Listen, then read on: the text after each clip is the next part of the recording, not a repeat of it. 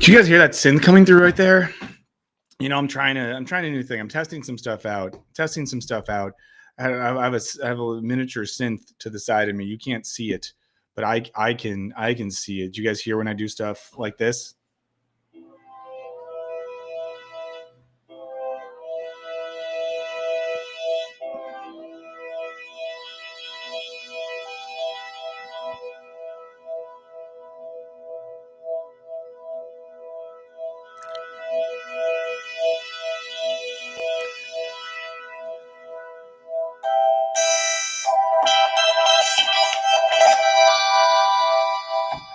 Cool. So maybe we'll have some soundtrack stuff today, guys. How's everyone doing? Happy Thanksgiving Eve. Happy Thanksgiving Eve to everyone who celebrates. It's an American tradition. I know that not all of you are in America.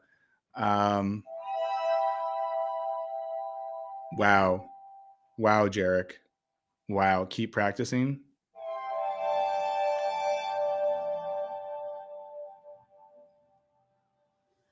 Okay. And yeah, this is what postmodern music sounds like. I hope everyone's doing good. You know, this is always this. I've learned that this is always a slow day.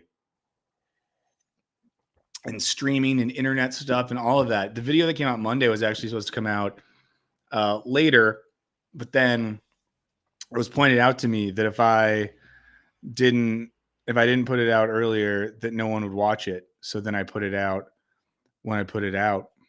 So thank you for those of you who watched it. I would say because the response, and we talked about this last week, the response to my last video by some metrics was like dog shit. And by dog shit, I just mean people didn't like it and it made them mad and, all this sort of stuff. And then we had to talk about it and no one liked when I talked about it. So it just really was like a double down sandwich of shit. And putting out something that the response to it has largely been people saying things like it was relatable to their journey or their story or something, that made them think about their relationship to politics or religion differently, genuinely means a lot. Truly, I can act detached sometimes. I can act like someone who doesn't care or have feelings, but I care and I have feelings. So, it means a lot to me that people check that video out. They took the time to watch it. They shared thoughts, and it's made me so happy reading all the responses. And, just because I don't respond to every comment doesn't mean that I don't read most of them, but a lot of stuff that made me feel really nice. And it is always like the thing with this whole internet bullshit, right? Is like, it's this alienating, exploitative infrastructure. And what it's trying to do is make us all stare at screens and get mad while people trick us into thinking we need things we don't, or something like that. You know what I mean? I'm being a little bit ineloquent, but I think, when I see people in the comments to a video like the last one talking about feeling like they found some sort of community or a sense of understanding their own journey better or more complexly via my narrative. And that's what it's about, right? Trying to use the inhuman forces, trying to use the fundamentally inhuman infrastructure to do that. Jackson, if you're around, you want to jump on the stream in a little bit?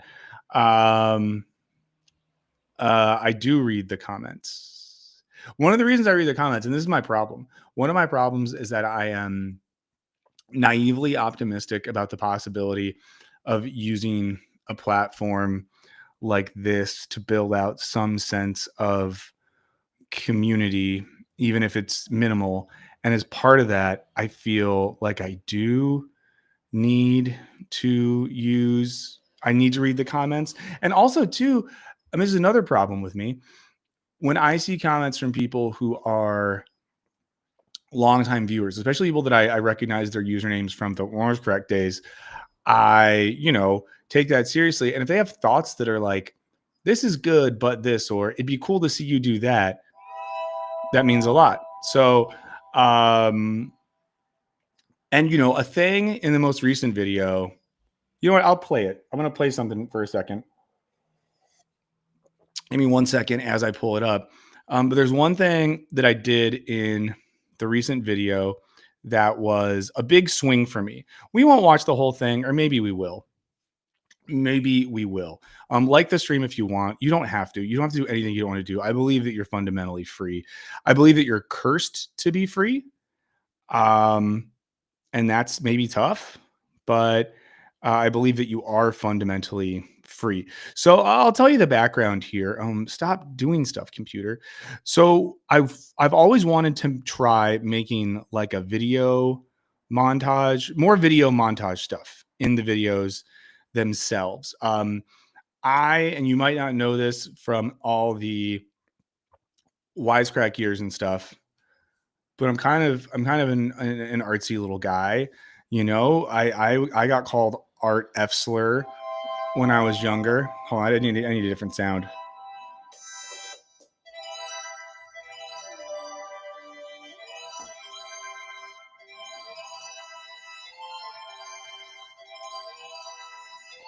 So I need a drum machine here.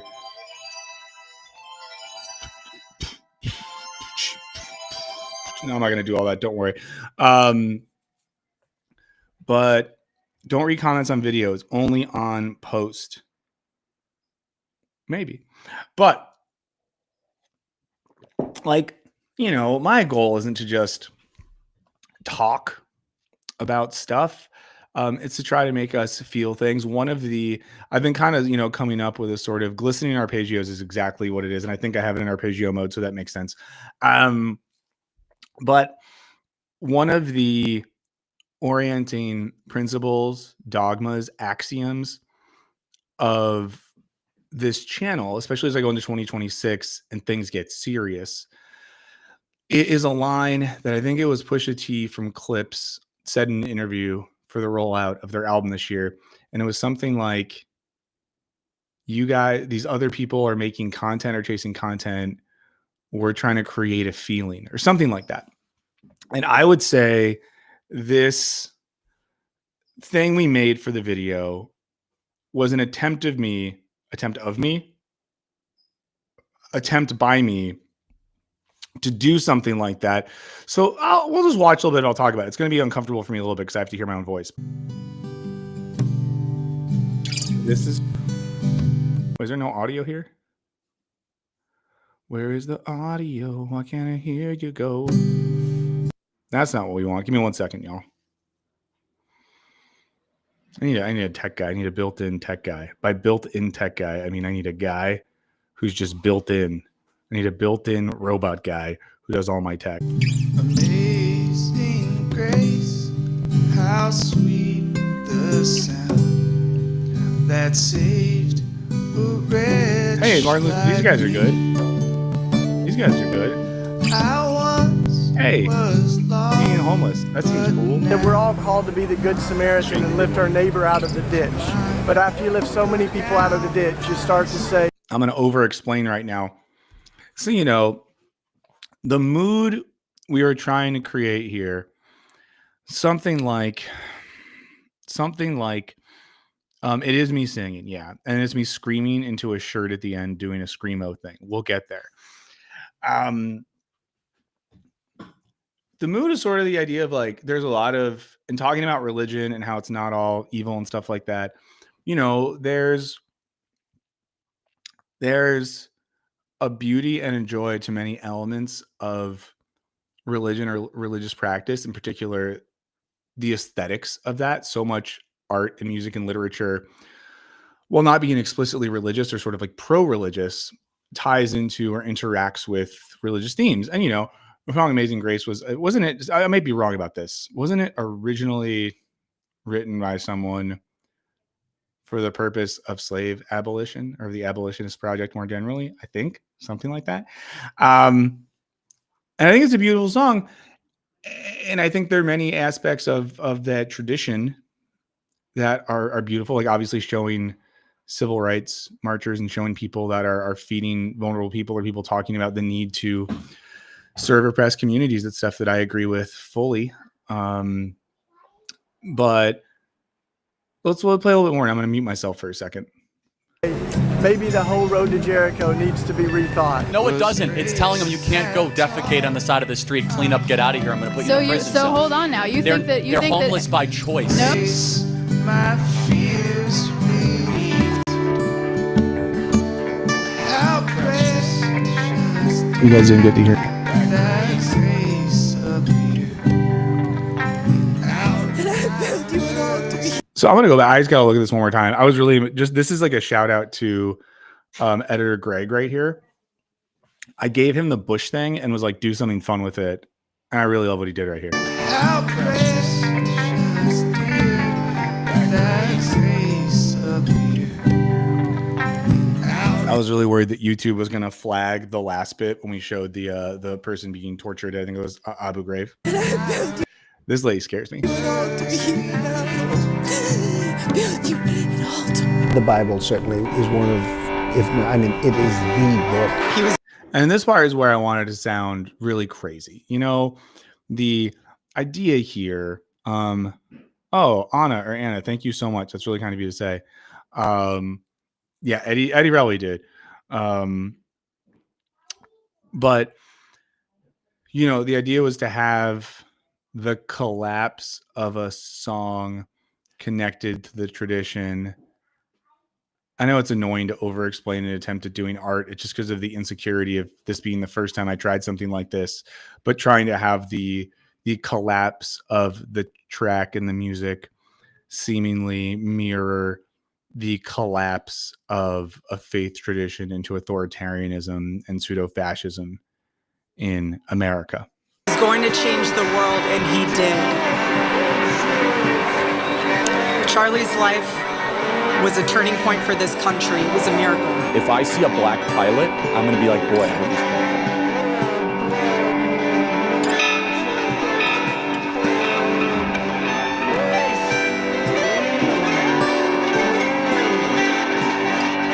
I know it's really loud right here. Sorry for the headphone wearers.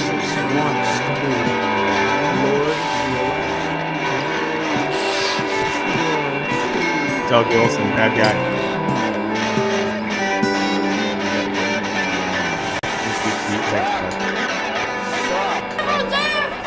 This is my man right here. This should make you feel bad.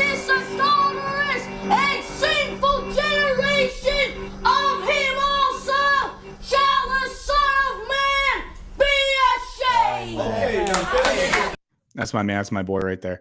I'm sure he's in heaven now. But yeah, so that was, I mean, I'll be like really nerdy now and talk to you guys about it. So what I did for that, I did it the other day. Yeah, I recorded like acoustic guitar and me singing Amazing Grace. And then I ran, there's like 4 gear nerds here who might care about this. I ran my guitar through my pedal board into a small amp at like a low setting and then cranked a bunch of pedals. And I did like, there's like 8 different guitar tracks there. And 2 of them were just running like a sort of like a chord that was frozen through a bunch of glitchy effects and kind of creating that. Jackson, that was editor Greg. So yeah, it was very like, oh, that sounds like such a good idea. But yeah, so that's how I kind of molded the song. And I sent it initially to my friends Spencer and Matthew, who are the ones that we made the music. That's the intro music to the show. And Spencer, who I love so much and is such a smart guy and a great musician, he was like, you got to tone down a little bit in the middle because it was a lot crazier in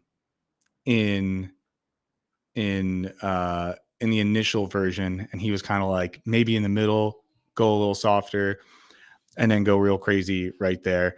Jackson, don't feel bad. And Jackson, if you ever want to make a montage for me, you are welcome to. But I probably can't pay Jackson as much as he needs. And you're worth it, to be clear. That wasn't a dig. And then what I did is I kind of, this is the first time I've done something like this. So I made the track, then I outlined the track in terms of time, like where the verses were. And I found different clips and B-roll and archived stuff to kind of go with it. And we ended up using about half of the clips that I found because I wanted to put way too much in there. So I'll learn for the next time. And then Greg kind of constructed the whole thing around that. And, I was nervous as well because in all the years that I've done internet stuff, I haven't like, oh man, Anna gets it. I just got to say it, Anna. You get it. You very much get it. So thank you so much for that. It's nice when you do a thing and someone gets it. So Kyle, I literally for this just ran a microphone into GarageBand. I was using a 10-watt sort of like Princeton-y clone style amp from my friends at Marla Amplification. They are the homies.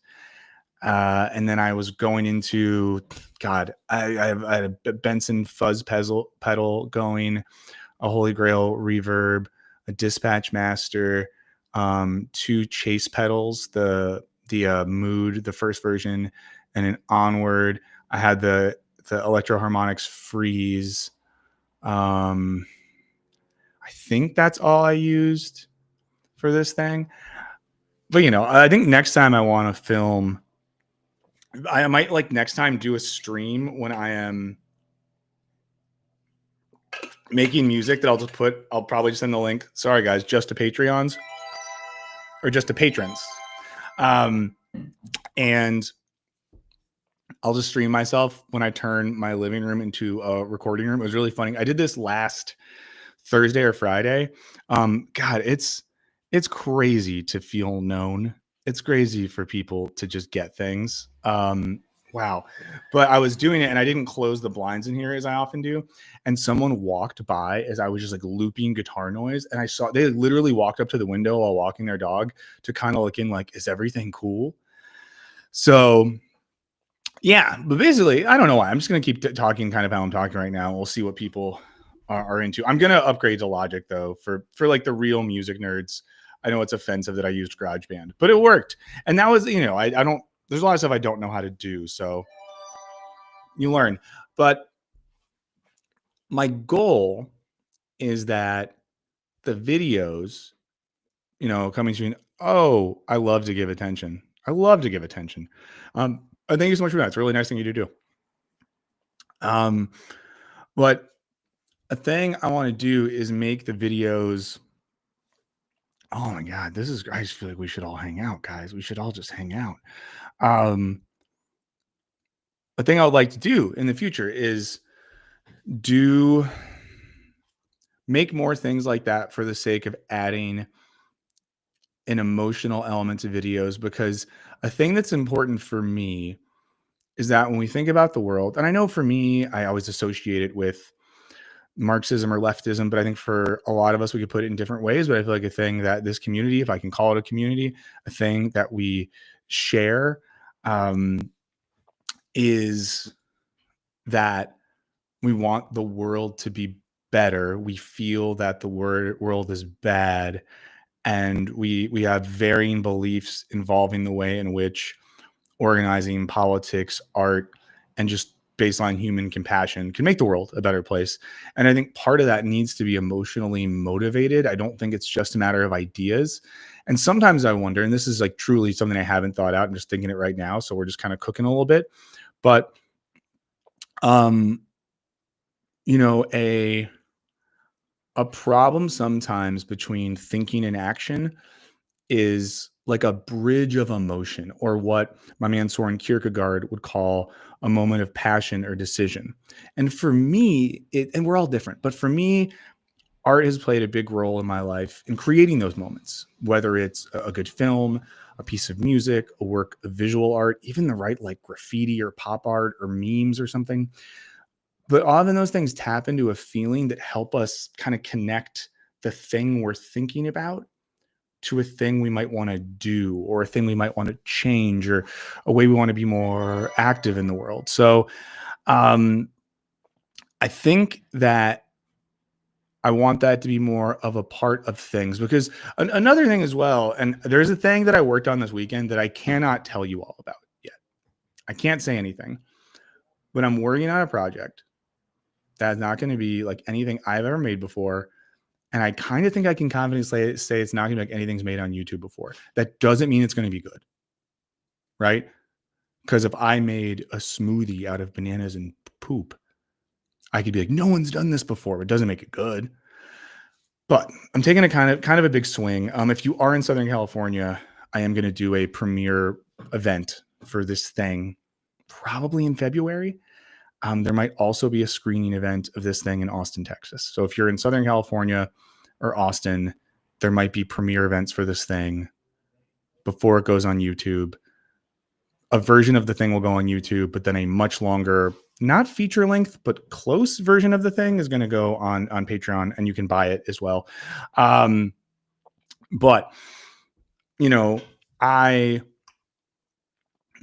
kind of think if I'm going to really try to in 2026 get kind of like really serious about this, like what's the point of having a platform and having people that care about the work and who want to commune and build stuff together? What's the point of having that if you don't take some risk and try to do something interesting, you know? And my whole thing, and I can we're getting towards the end of the year, so I feel like I can think this way now. When I got laid off in April, and it's annoying hearing me complain about this. People have hard fucking lives. My life is not that hard, but you know, when I didn't get the severance pay like everyone else at the company did, it was scary. You know, you have to talk to my wife. It's kind of like, so I don't have money now. Can Michael try to start his own YouTube digital thing? And can we give him till the end of the year to see if he can make that work? And, you know, it's a risk. And it looks like, knock on wood, at least in some form, it's going to work. And it's like, okay, well, if it's going to work, let's just not be safe here. Let's not just be like, okay, let's do a more me version of Wisecrack. You know, let's cook, let's do something. So, you know, all that to say is it was, in general, the reaction to the most recent video, meant a lot to me. And the reaction in particular to that montage part. And it was funny seeing comments where people were like, oh, who did that song? Or like, what? And I was like, all right, I did it. I did that. So this is, I mean, again, this is a special day. It's Thanksgiving Eve. It's friends. It's only real ones here. I know that it's only real ones here, but I said in that video that I'm just going to post Eddie's thing on the screen and we can all just focus on it.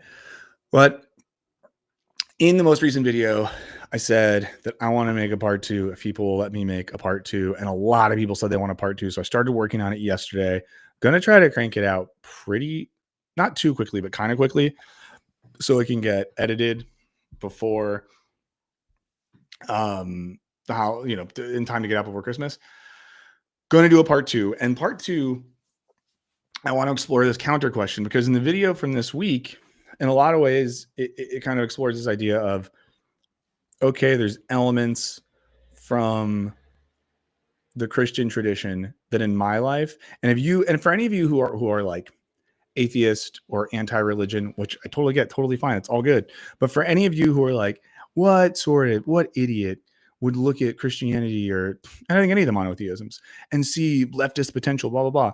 I mean, look at the comments to that video, because there's a lot of people who are like that. Alex, I want to do a Minneapolis event so bad. I'm hoping to do one this summer. I'll say more later. But I think, God, people are being so nice in the comments. I hate you guys. Sorry, I can't deal with love. So when people make me feel loved, I respond with things like, I hate you guys. But so the first video is sort of like saying, here's how the influence of Christianity got me to a more leftist position. But the next video wants to ask, like, how did we end up in this place where now people are using Christianity as justification for a white nationalist ethno state? So that's what the second video is going to be doing. Kind kind of starting from that place. Hold on. And this video is going to explore what I kind of see as, actually, I want to pull up my chart, but I can't show it to you guys. Maybe I should just show it to you guys. Maybe it's like, you guys are real ones. You guys are cool. And why shouldn't I just share things with you? Let me know in the comments if you think my impulse is wrong there, that I just want to share things with you because, here, let's do this. Okay. So I'm going to talk to you about what I'm thinking about for this next video. Before I do that, I'm going to take Eddie's comment off the screen, but, the idea of making a network of creatives across country that make work and support each other, stake mutual respect for the art, is really good. That's kind of a thing I want to do. And I've said too much. Hold on. Okay, so let me show you. Hopefully this isn't too oversharey. But here's kind of like what I'm thinking about for my next video, right? So I talked about, and I'll kind of use my mouse to show you this. So I talked about, emerging and progressive Christianity. There's also this guy named Mark Driscoll and a bunch of other dudes, who I'm sure some of you know, who around the same time that some people in the Christian world were like, oh, maybe Christianity means that we have to love communities and create justice in this world and be skeptical of systems of power and hierarchy. And hey, maybe it's even the case that inherently linking Christianity to capitalism has been one of the worst things that's happened in society, and we should question the economic roots of the system of oppression. Around that same time, you had people like this one guy, Mark Driscoll, who I think was at a church in Seattle, who his whole thing was like, Jesus isn't a pussy. Jesus wasn't some dumb version. If we want to be like Jesus, we got to be bad. And did like MMA events at his church. And this is like years ago, like 20 years ago.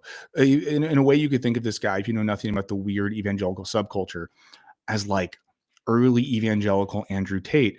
Now, at the same time, a thing I have been thinking about, and you can see this as well at the top of the screen, is you have, oh yeah, can I move my face? Can I? Well, here, I'm going to move around the flow chart. Let me do this. Hold on. I mean, what, you guys want me not to exist? Oh yeah, don't worry. See, I'm not blocking it anyways because I'm going to move the chart. So don't worry. You're going to see everything.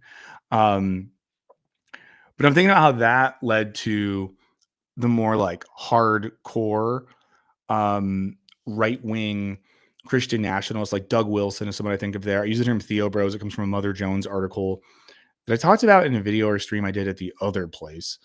But yeah, that, and I see that kind of leading to, will this show up on the screen? That world then kind of infiltrates the sort of J.D. Vance, Kirk, Christian nationalism thing.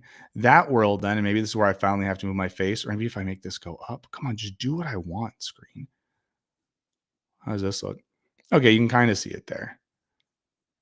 Oh, sorry guys. We know that I'm not good at computer. Like, we just know that.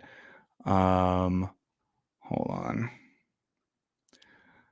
So that world then of, and there's interrelation between these things of JD Vance and these people, then connects to the weird Silicon Valley world, which connects back to Trump at the center of this whole thing.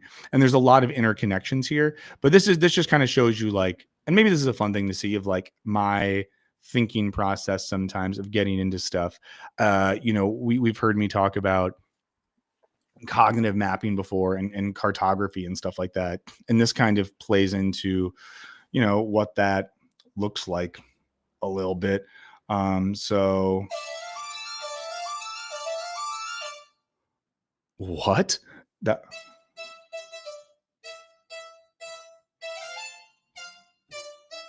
I kind of want to play the 48 hours theme. What?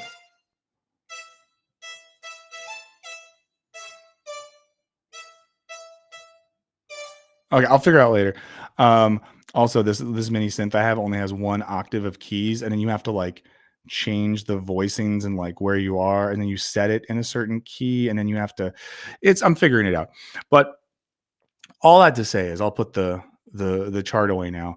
That's kind of what I'm thinking about for this next video. Is how do we get how is it the case now that a marginal right-wing Christian community hasn't only taken power in terms of American politics, but has influenced Silicon Valley, and the way in which Silicon Valley kind of then goes all the way back, and is sort of actively funding what's going on politically. That makes sense. So I'm going to try to get to that next video, but I want to, the Rise and Fall of Mars Hill podcast. Hold on, let me look that up right now. Thank you so much, Rise and Fall. Hell yes, I'm excited about that. But in that video as well, kind of riffing off stuff I was talking about before, I want to find ways to do some creative stuff to, again, vibe with a feeling. So I might bring back a different version of the Amazing Grace thing to do a little of continuity. There's another hymn that's a little more seasonal I've toyed with. You know, maybe there's a reason that I have a synth out today as well. And for the other one as well, I want to do, I can't say too much. I almost said too much. I want to have some stuff be surprising. But the wild thing is that in getting ready to make this second video, literally had a talk yesterday. Mark Lombardi, Death Defying Arcs. Oh man, everyone's giving so much good stuff. I gotta look up. Hold on, I gotta copy Eddie's thing so I can look it up. Mark Lombardi, Death Defying Acts. Talk amongst yourselves. I wish there was a system we could set up where we just like promote. We have like a space where we could talk about stuff. I mean, here, I'm gonna throw out one option. Give me 1 second. No one but like absolute, well, some people do, but a lot of absolute freaks started taking the space I'm about to share over, but maybe we could take it back. Like, I'll just say this. If people, because I'm still not gonna set up a Discord, but if we started posting cool shit on my subreddit, that could be a cool thing to do, is all I'm saying. In terms of like, you know, when Eddie brings up, here's a cool thing that came up, or you know, someone brought up that podcast, and maybe, listen, I'm not trying to make people do free labor. So this is something you end up doing, let me know and I can try to give you something in return.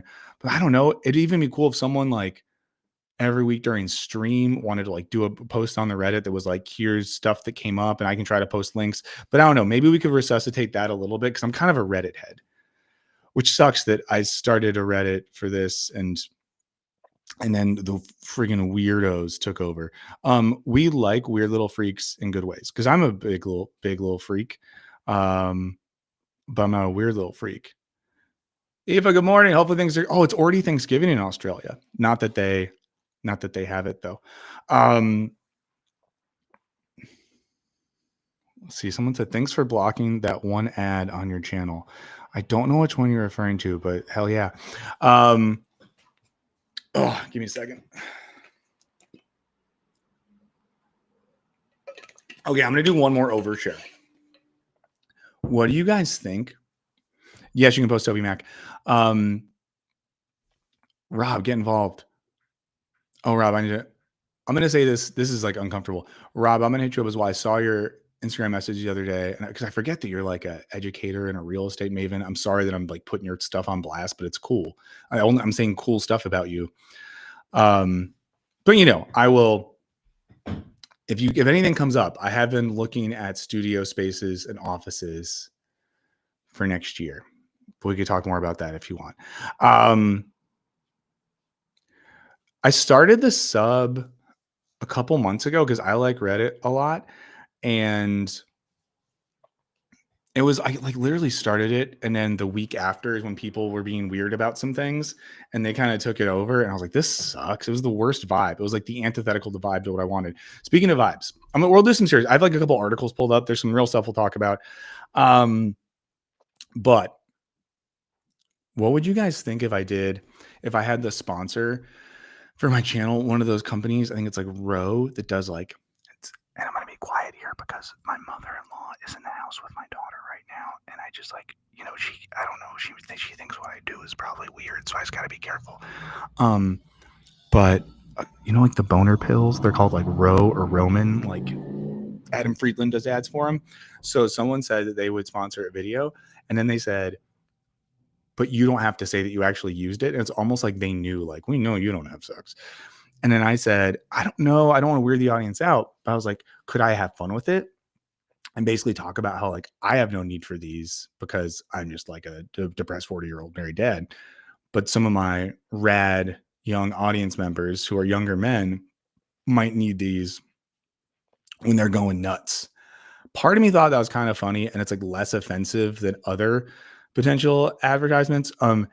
Yeah, Eddie, I don't know how to do it. Let me know what to do to make you a mod. Let's see, mod tools. Can I active mods, publish post, mods and members, new, search, invite mod, everything, search users. If you give me your Reddit name, Eddie, I can. You can do it right now on the stream if you want in the chat, or you could email it to me and I'll add you as that. I know it's getting weird, guys, but I would not skip this ad. I don't know, because that's the thing too. Like there's a whole other thing I want to talk about sometime, but Eddie, find it and just like send it to me and I'll make you a mod. But I don't know. There's things like I've gotten all these things for AI based stuff, and I've said no to that. I've said no to any type of online therapy. I've said no to any like loans, credits type thing. Someone asked a question that's way too deep, way too in the know in the chat that I'm not going to respond to, but yes, maybe we can talk about it later. But so that's why I kind of like stuff that's either kind of silly or genuinely useful. Like in the last video, I had the ad for the razor guys. I had it out somewhere. Like, I don't know, those people send me those razors and it works really well and it's fun. Now every now and then I shave my neck with like the razor and I feel like a fancy gentleman. So, you know, stuff like that. I feel good about it. The pills thing, it's like, I'm not using them, but maybe someone would. Okay, so this is cool. I wanted to get your guys' sense of that. Let's see. Would we rather read an article or okay, let's talk about some stuff. I have a few things. Okay, hold on. Let me get this pulled up. So you guys have probably heard about this story. How you now on X, Twitter, I don't like to call it X. I'm going to keep calling it Twitter. It started showing where people were from. And see, like, yeah, you're not wrong there. Also, if you guys need I'm going to stop. I'm just going all over. We'll talk about some other stuff later. Okay. So X/Twitter/Elon Musk did a thing where you could see where people are from. And it basically showed that a lot of these right-wing MAGA adjacent accounts are people that are not from America. To be clear too, when we talk about this sort of stuff, there's a way that you can talk about it that's not oddly racist. And the way that some people have talked about this becomes a little bit oddly racist. When we talk about this, the weird guys and the bad guys in this are the American weird guys and bad guys. The weird guys and the bad guys are the people that have created social media systems that literally incentivize people creating accounts to promote hate speech and political conspiracy. Those are the bad guys. The bad guys aren't people, especially people from poorer countries who are making a killing off the idiocy of Americans. Those are not the bad guys. Those are the ones who are playing the game in the way that the game is structured. But you know, here's some thumbnails that give you tips on how to make money off dumb Americans. This is from 404 Media. I will put the link in the thing. 404 Media is one of the best independent things there. Thank you for noting the John Candy thumbnail. I definitely aged myself by the planes, trains, and automobiles thumb today, but it is the classic. Well, there's two classic Thanksgiving movies in my mind: Planes, Trains, and Automobiles, and The Last Waltz. I thought about doing a thing that said the last burns, but that feels too intense. So let's look at this 404 Media article on precisely what's happening here. So it says a new feature on X is making people suddenly realize that some large portion of the divisive, hateful, and spammy content designed to inflame tensions, or at the very least, is designed to get lots of engagement, is being published by accounts that are pretending to be based in the United States, but are actually being run in countries like Bangladesh, Vietnam, India, Cambodia, Russia, and other countries. So, the TLDR here is that a lot of accounts that are very popular and make money on the platform X, posting weird political stuff and creating a cultural sense, almost creating like a simulacrum of a type of culture.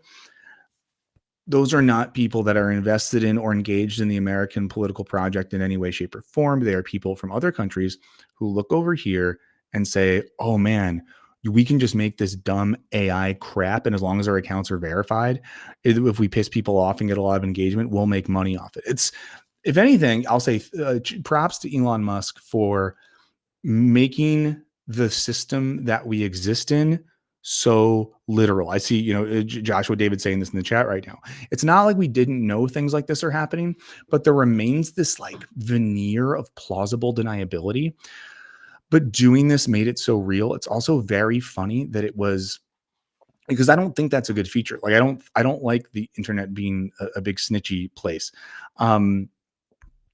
But in Musk and Co. insisting on that feature for some reason, they basically scored an own goal, soccer, football, I get it, and told on themselves. They showed that the platform is structured in such a way that it's not about news or reality. It's not about public or social engagement. It's not about creating political and social conversations.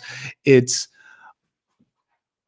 a sort of crap market for outrage and bullshit and the festering of conspiracy.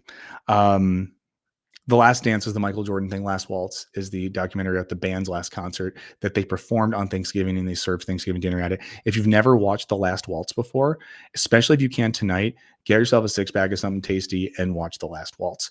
So, and they give some examples. An account called Ivanka News, I'm sure many of you follow, is based in Nigeria. Red Pilled Nurses from Europe. MAGA Nadine is Morocco. Native American Souls in Bangladesh. And Baron Trump News is in Macedonia. Who follows Baron Trump News? Inauthentic viral accounts on X are just the tip of the iceberg, as they have reported. A huge amount of the viral content about American politics and American news on social media is from sock puppets and bot accounts monetized by people in other countries. And this is where, like, the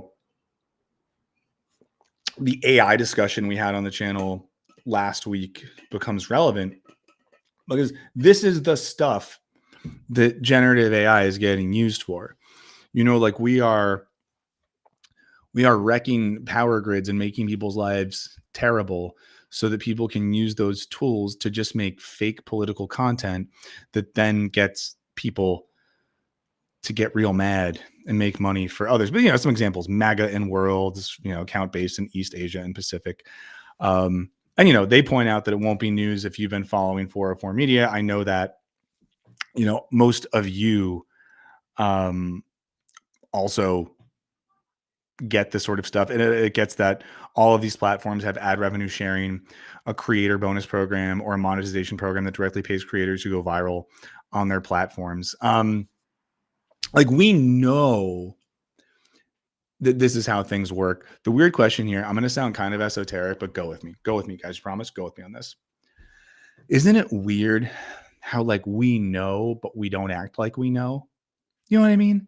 Like, we know that the whole thing is kind of BS. We know that the communication and content systems in which most of our life is forced to exist, whether we like it or not, perpetuate and encourage this sort of behavior. We all know that, but it's like we don't say it. It's sort of like, this is going to get a little real.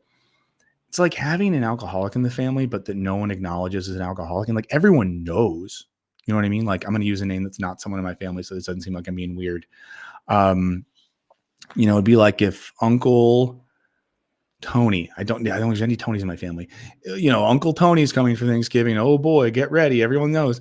But like, we don't say that he's an alcoholic. We don't acknowledge it to him. We let him act like he's not, and he's just like a normal guy.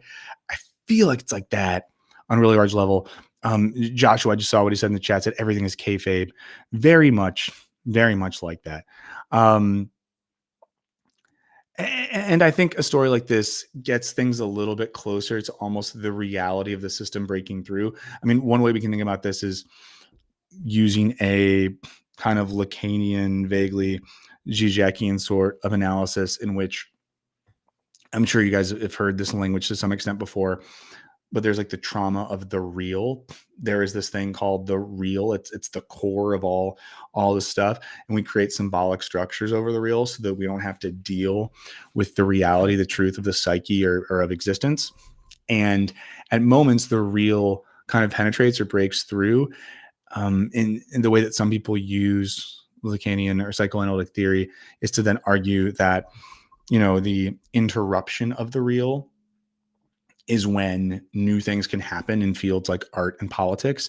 It's also the reason that a lot of psychoanalytic thinkers have talked about Christian theology in interesting ways, precisely because they see Christ as the representation of the real made flesh, the ontological substance of reality becoming a human thing, the universal and the particular merging, yada, yada. And we get a bit of that here. And it says, this has created an ecosystem of side hustlers trying to gain access to these programs, and YouTube and Instagram creators. This is the best part about this too, who are teachable to gain access to them. There's this whole economy on YouTube and all of these platforms where like people's whole world is like they figure out a grift, and then their grift is teaching you how to do the grift. And I think some of you probably get these things, but one of the worst things on also, can everyone in the chat please, for Daniel Nice, give him a shout out for being sober for 447 days. That 447 days, that's amazing, man. I have someone very important in my life who's at like a similar journey and at a similar sort of point right there. So please show some love in the chat, guys. Let's be the sort of community here where when someone does something cool like that, we show them incredible amounts of love and that we're proud of them. But so much of the YouTube ecosystem is channels that are like how to make a video to go big, how to be whatever. And there's a couple of guys, I'm not going to say their names, but there's 2 YouTube influencers who I don't like, and they're probably the most liked ones. And I think it's really funny that sometimes they'll make a video that's like the real secret to blowing up whatever, and then it has like not a lot of views on it. And it's sort of like, I don't know, if I go to a dentist and his teeth look like crap, why would I trust him? I'm just saying. 1 second. But basically, the writers at 404 Media went and found all of these videos in other languages, getting at how you farm views from idiot Americans. And it's so funny too that there is, there's a certain like post-colonial xenophobia built into the American mind where it's like, oh, the simpletons abroad doing their little scam games on computer to try to get us smart rich kids over here in North America. But like, no, we're the idiots and they're scamming us. and they're not only scamming us, they're able to like shift the coordinates of our political and social culture. They're literally driving politics and social life in this country in a way that feels bad. Do I have any sounds that are good for scary bad stuff? Let's see. What if we do like a minor 7? Okay. To give them examples here, there's AK Educate, which posts every few days about how to monetize accounts on Facebook, YouTube, X, Instagram, TikTok, Etsy, and others. How to create Twitter X accounts for monetization. Like if you have wondered why does Twitter suck so bad, it's not just all of the Musk of it. It's that this is what it has become. And for better or worse, Twitter's always sucked a little bit, but it used to suck in a very different way. Oh no. Hold on.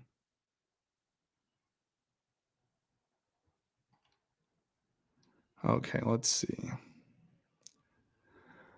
For various reasons, I have a kid I got to keep an eye on a monitor right now. I might have to take a break at some point in the stream and go deal with the kid and then come back. But that's fine because fatherhood's a joy. Everyone go have a kid. Everyone gets them pregnant. Americans are being targeted because advertisers pay higher ad rates to reach American internet users who are among the wealthiest in the world. In turn, social media companies pay more money if the people engaging with the content are American. This has created a system where it makes financial sense for people from the entire world to specifically target Americans with highly engaging divisive content. It pays more. An annoying thing here too is like the financial model they have for it only works if they do this. YouTube doesn't have to do this.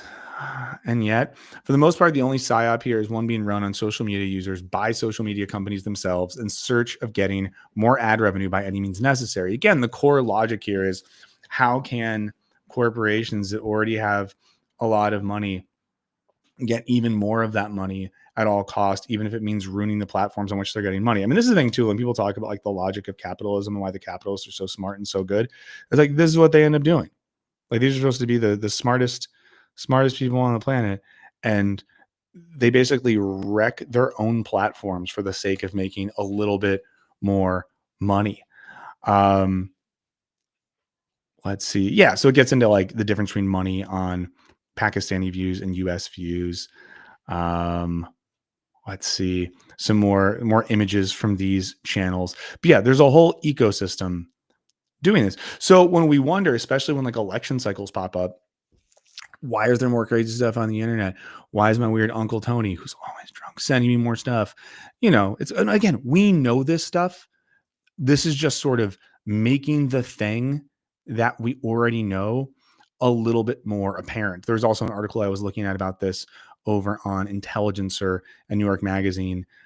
This is by John Herman. This one's a little bit more specifically focused on how this internet spam fake movement thing is wrecking the MAGA crowd. If anyone feels like having fun, let us know in the chat what MAGA means that's different than what we know that it means. Give us a different meaning for it. Let's see. Let's do the bass voicing a little bit different here.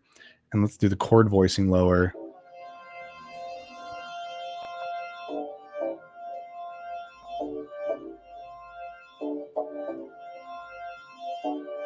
Yeah, I need to get like a drum machine going too, so that I can start building things that way.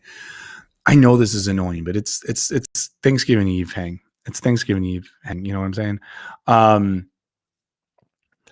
The aura of President Donald Trump is unimaginable. That's the thing I say every day. Love him or hating, no one remains unmoved in his presence. Wrote the X account, Trump Army.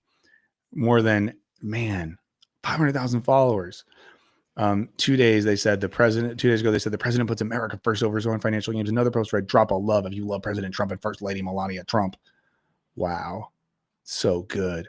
And then the president himself has shared a screenshot of that on Truth Social. And on that same day, they learned that Trump Army, an account then reposted by the president himself on Truth Social. That's another thing. Like, one day we're all going to be like, wait, so we had this one president and he made his own social media platform so he could just say crazy shit. But yeah, it was an account from India. And people have since pointed out that a lot of these accounts there did the same thing. You know, X's language about integrity anticipated some of the more straight-faced responses to the future revelations. I've long said foreign actors are using social media to poison our politics and divide Americans, wrote former UN Ambassador Nikki Haley, calling the future a win. I mean, the thing that happens, of course, is that you do this, and this is the thing happening more and more. I'm going to like half cook for a second, but what keeps happening is the thing that the right say the liberals are doing. It turns out that there's clear evidence that that thing is largely a tool used or created by the right wing or perpetuated by the right wing. So it's like, for years, there was an entire movement, QAnon, things of that nature, and the right obsessed with pedophilia. But like, you know, the call is kind of coming from inside the House. And to be very clear, a lot of prominent Democratic figures are caught up in the Epstein stuff as well. I don't, a lot of the elites are weird low creeps like that. When we talk about violence at protest and political violence, it's always thrown at the left. But we know from evidence, research, and our own eyeballs, there's a lot more violence happening on the right side of things. In the same way here, so much of the internet discussion is about how weird trolls and accounts and foreign bots and stuff like that are, leftist agitators and operatives. But of course, it turns out, of course, it's those guys. Of course, it's those guys. And the important thing here to note is that it's not ideologically motivated. I think this is really important. What I'm going to say right now. Here's what's really important. The reason why people are posting this sort of stuff has nothing to do with political ideology, cultural value, trust or distrust of democracy. People are producing this sort of content because it makes them money. And that's it. And so often we dig a little bit deeper on political culture and political ideology, and it's just money shit. It's just money talk. It's just people trying to make money. And this one's even more interesting because it shows how the sort of globalized nature of neoliberalism has created a world where it makes economic sense for this to happen. We're like, the markets as they function now, the industries that we've decided are the most powerful and should have the least regulation. This is the system that they have constructed such that mechanisms of political and ideological influence are saying shit they have no interest in that's largely created by AI anyways, just to get clicks to make money. And at a certain point, when it's just about the clicks and not the thing itself, like what does anything mean at that point? What does anything mean at that point? I just want to make sure everything is okay on my end. But yeah, the story talks about blah, blah, blah. Like how in 2016, of course, the whole thing was that it was like Russians doing stuff for Hillary. And of course, all the anyone posting from Gaza was a bot or whatever. And like X, I hate saying it, Twitter has been the place, says here, where the MAGA movement talks to itself in public and where its leading lights cultivate their online personas. They regularly drive themselves insane, or at least further to the right. Thinking in terms of a 2016-ish threat model, the risks are associated with a huge number of popular political accounts masquerading as Americans on X, lay less with the voting public, the new set of elites that stew in the platform's means all day, interpreting and internalizing what they see there as evidence of broad support or new political consensus. And that's really important. Like when people on the right believe there is a type of consent or political culture, there isn't. They take that, they run with it, they do stuff with it, but it's not a real thing. If we imagine this as a proof of the sort of organized scheme for foreign influence operation, its target wouldn't be the median American lurker. It would be J.D. Vance, a man who frequently talks and presumably thinks in post.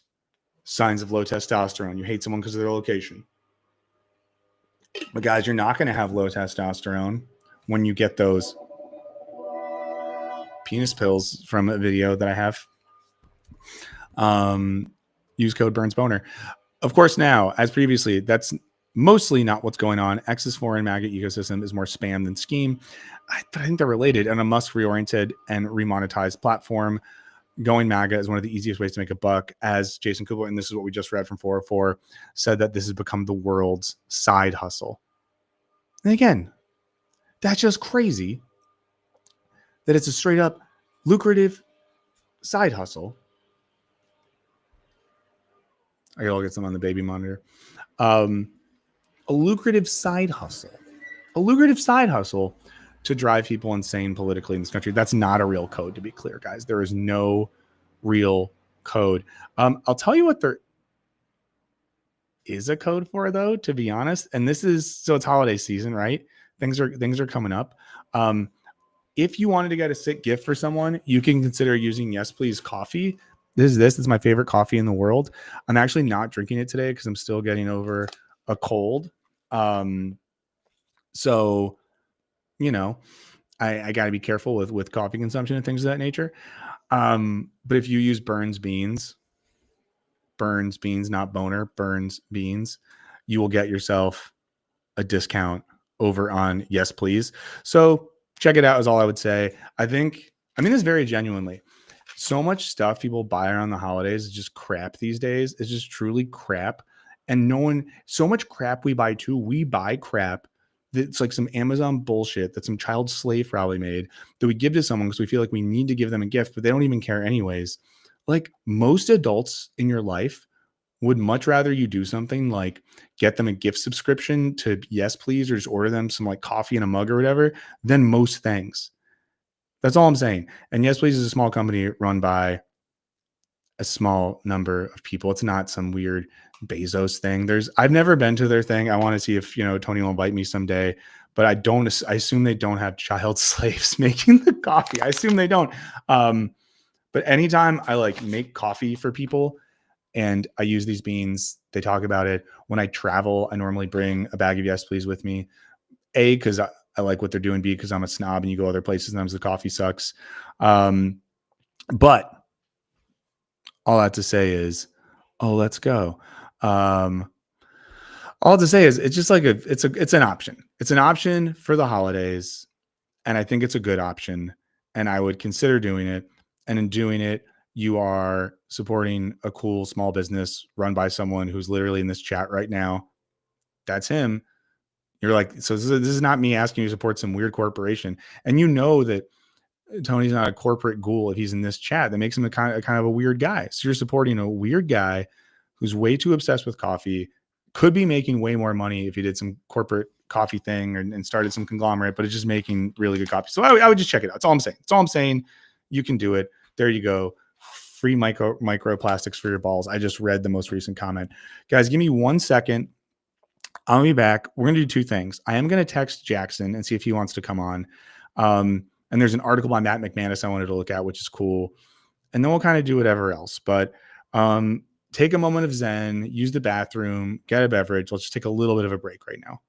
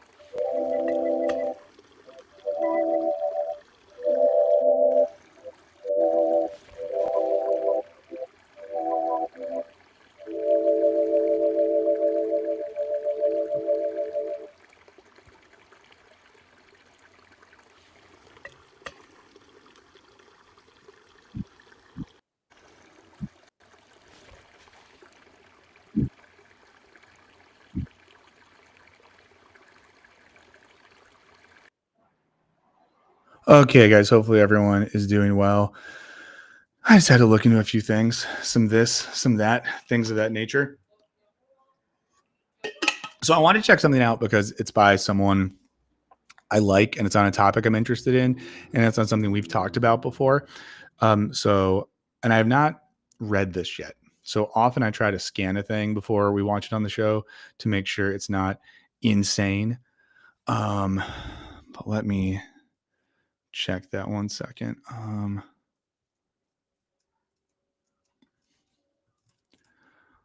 Hold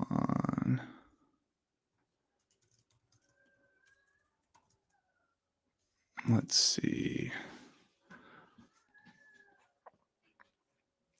I need to go back and find Eddie sharing his Reddit username with me, because then I can make him a thing on the thing.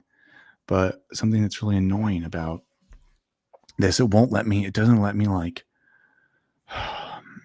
me copy comments.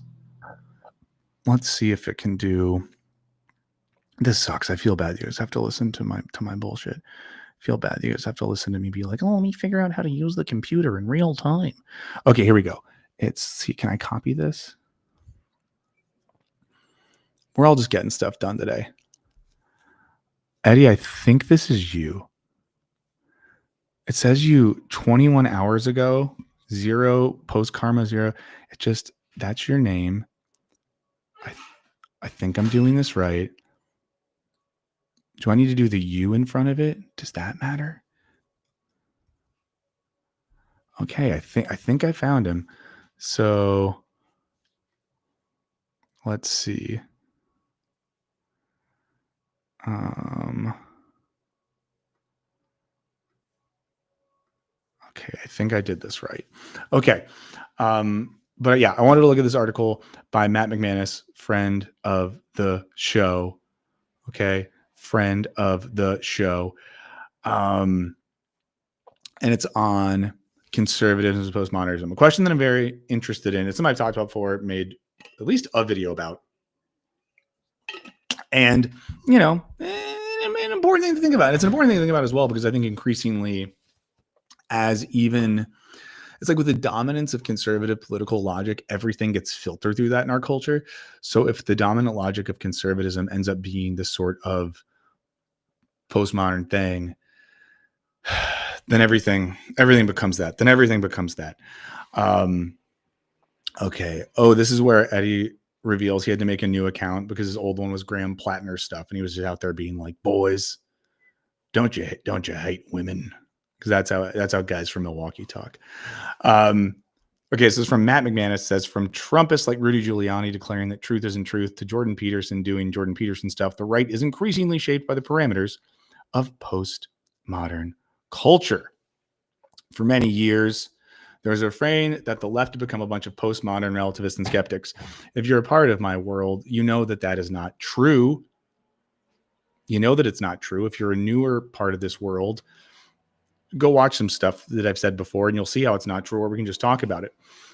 Naturally, conservatives worried the loudest about the boogeyman of regular Marxism had been nefariously replaced by the pronounless boogie people of postmodern neo-Marxism. And this is crazy. Like, in my life, the term Marxism has barely been used in mainstream political discourse until recently. And, there was a bill, I think it was a House bill last week to condemn socialism. Cool. But liberals and even a fair share of leftists lamented the slide into what David Harvey called militant particularism and identity politics over universalism and rationalism. Plenty agree with Terry Eagleton in The Illusions of Postmodernism that the leftist shift from not reading Lukács and Sartre to not reading Derrida and Spivak was a disaster. That's really funny. That's a really funny line from Terry Eagleton, one of the funnier literary theory writers out there. And I think if we're going to put this in, really philosophical type terms, what Eagleton is basically describing there is a more non-dialectical approach to this sort of stuff. In a properly dialectical way of thinking about it, we can think about particular categories, but the particular still relates to the universal, even if there's some contradiction there. The problem is when it becomes like this unrelated mass of particulars, and we don't have things like class relations at the heart of them. But since the advent of the first Trump administration, it's been hard to shake the feeling that the conservatives themselves are the new postmodernist. Critics of postmodernism have understood it in several overlapping ways. It usually refers to a series of philosophers and schools of thought, many of which were offensively French. I think that's a problem too, is that for a long time, anything that was French was like bad or like dangerously gay or something. And there was sort of a resentment towards certain American pseudo intellectuals, or a resentment of the fact that the French were like smarter and more impressive and all that sort of stuff. So, on this reading, postmodern thinkers are keen to deconstruct ancient bedrocks of Western civilization, such as truth and justice, or, moral relativism, things of that nature. Says there's a vulgar idealism inherent. This again is from Matt McManus. Inherent to these sorts of right-wing critiques, which appeal to intellectuals in no small part because they inflate the significance of their cultural contributions. One of the recurring features of right-wing rhetoric is to veer from locating the sources of social anger in the structures leftists systematically critique, to locating social anger in the fact that leftists are systematically critiquing. And again, any sort of actual leftist, socialist, Marxist, whatever critique should be operating at a structural level. Anything that is not operating at a structural level or just focusing on like identity particulars isn't really leftist. The idea is that if it weren't for all these pesky postmodern neo-Marxists endlessly trashing sources of authority, everything would be fine. And this is the problem too of the, it's like, I don't want to say or indicate or act like you need to go to college to participate in political discourse. But some of the problem here is people not knowing what words mean, and then people who have positions of authority in society who don't know what words mean, acting like they know what words mean, and then people thinking that the thing they said is right because they're in a position of authority. Whereas if you just know what some of these words means, and a lot of them are hard words, difficult concepts, you don't have to worry about this crap, which is why it's nice that people like Professor Matt McManus writes accessible pieces like this. I'm going to skip ahead for a second. Another richer understanding of postmodernity has been developed by Marxist cultural theory, including the works of David Harvey, Perry Anderson, and above all, Frederick Jameson. This is a Frederick Jameson channel. And postmodernism, or the cultural logic of late capitalism, I know many of you have read at least the essay version of that text. He defines it as the cultural logic which permeates many spheres: fine art, architecture, theory, and philosophy, above all, entertainment. I mean, this is why, like, even the thing we were just talking about in terms of people making fake accounts to manipulate Americans politically to make advertising money and all that sort of John. Whoa, the sound just sounded crazy for me. Maybe it did for you as well. Boils down to a cultural logic, or the economic basis of a cultural logic. But, we don't have to go too hard here because you all know what this means. It says Jameson draws on the Marxist economist Ernest Mandel's classic book, Late Capitalism, provides a political economic analysis to ground his account of the emergence of postmodernism as cultural logic. Again, if you're new here and you don't know me and you don't know anything I've ever said, the main point of this logic is to say that postmodernism, as the right consider it, is some weird like cultural trend where everyone has to be like gay in 3 different ways, whereas postmodernism, as Jameson and others of that ilk consider it, is as the cultural conditions created by and that reinforces a dominant mode of economic power, namely capitalism. Now, I think I saw someone in the comments say something like, how the hell are we still talking about postmodernism in 2025? Valid point. That's why there's people like friend of the show, Anna Kornbla, who describe what's happening now as too late capitalism. If you need an audiobook, guys, most libraries and like Spotify and other sources that have easily accessible audiobooks, there's an audiobook of Anna Kornbla's Immediacy or Too Late Capitalism. It's very often that good theory books are out in audiobook form. And I know that many of us live in a world where we don't have time to sit down and read a ton, but we have time to listen to things on our various commutes or don't be depressed walks. And that is an option that you have. But the whole point here, and we know this, but Matt gets into it, this means art, culture, and theory increasingly lose any independent capacity to challenge the status quo. So that's like the real Jamesonian critique, is that under postmodernism, types of art and culture are produced that are unable to challenge dominant structures. This is why Matt writes here, at best, postmodern politics can borrow a sense of significance only through nostalgic symbology or pastiche, assembling and reassembling the various resonant symbols and identities of the museum-like past to scrupulously avoid the impossibility of creating the new. In postmodernity, there can be no art that offers a challenge beyond the most superficial efforts to shock and ironize the sacred, since the effect is to suggest nothing can change. A way to think about the cultural effect of postmodernism this way is art moves from trying to upset or upend or critically engage with systems to, in a performative irony, being kind of like, well, everything sucks, doesn't it? But we get that it sucks. Like an example here, and I like this movie, to be clear. Well, I don't love it, but I like it. A movie like Idiocracy, I think, is a great example here. It's become a sort of cult classic. It's a movie that skewers many elements of the contemporary Western system. It's a movie that people often point to now as being an example of like, oh, we live in Idiocracy now. That's where we live. That's what we're doing. But like, it's not really a work of political critique. It's a movie that uses irony and like shock to, as you know, it says, as Matt writes, to shock and ironize the sacred. It's not like Idiocracy like made the revolution start. Not that any sort of work of art is going to make the revolution start, unless Kendrick decides to. Matt goes on to say, Jameson's analysis can help us understand why postmodern conservatism emerged and quickly gained such enormous appeal in the 21st century. Jumping down a little bit, he introduces Mark Fisher's concept of capitalist realism in this piece and says, in these conditions of capitalist realism, debates about economic questions and redistribution inevitably become sidelined to contest around identity and values. This is compounded by neoliberal capitalism's disillusion of traditional sources of the self, as political theorist Charles Taylor Solid puts it in his book of the same title.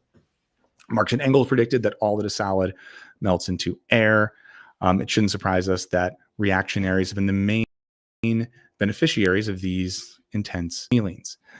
The idea there, again, is under a certain form of postmodernism, there's no grounding in anything material or structural such that feelings largely drive and motivate what we do, and we can respond to things in the moment in a way that's disconnected from historicity and lead us to act like jackasses. This is also why the contemporary right is able to kind of like fly in the face of their own values or claims of evidence. I know there's so many good examples of it these days, but you think about how many elements of postmodern conservatism, I think, can be characterized in Lauren Boebert's Beetlejuice matinee handjob, because you're talking about Boebert, someone whose whole thing is like family values and Christian stuff and yada yada. And then she's getting like blasted in the daytime and taking out some dude's dong and rubbing it out while vaping in a children's friendly matinee of a Beetlejuice musical. And when that happens, like, is there an acknowledgement of the complete contradiction and incongruity between this person's political values and like lived values? No, like no one cares.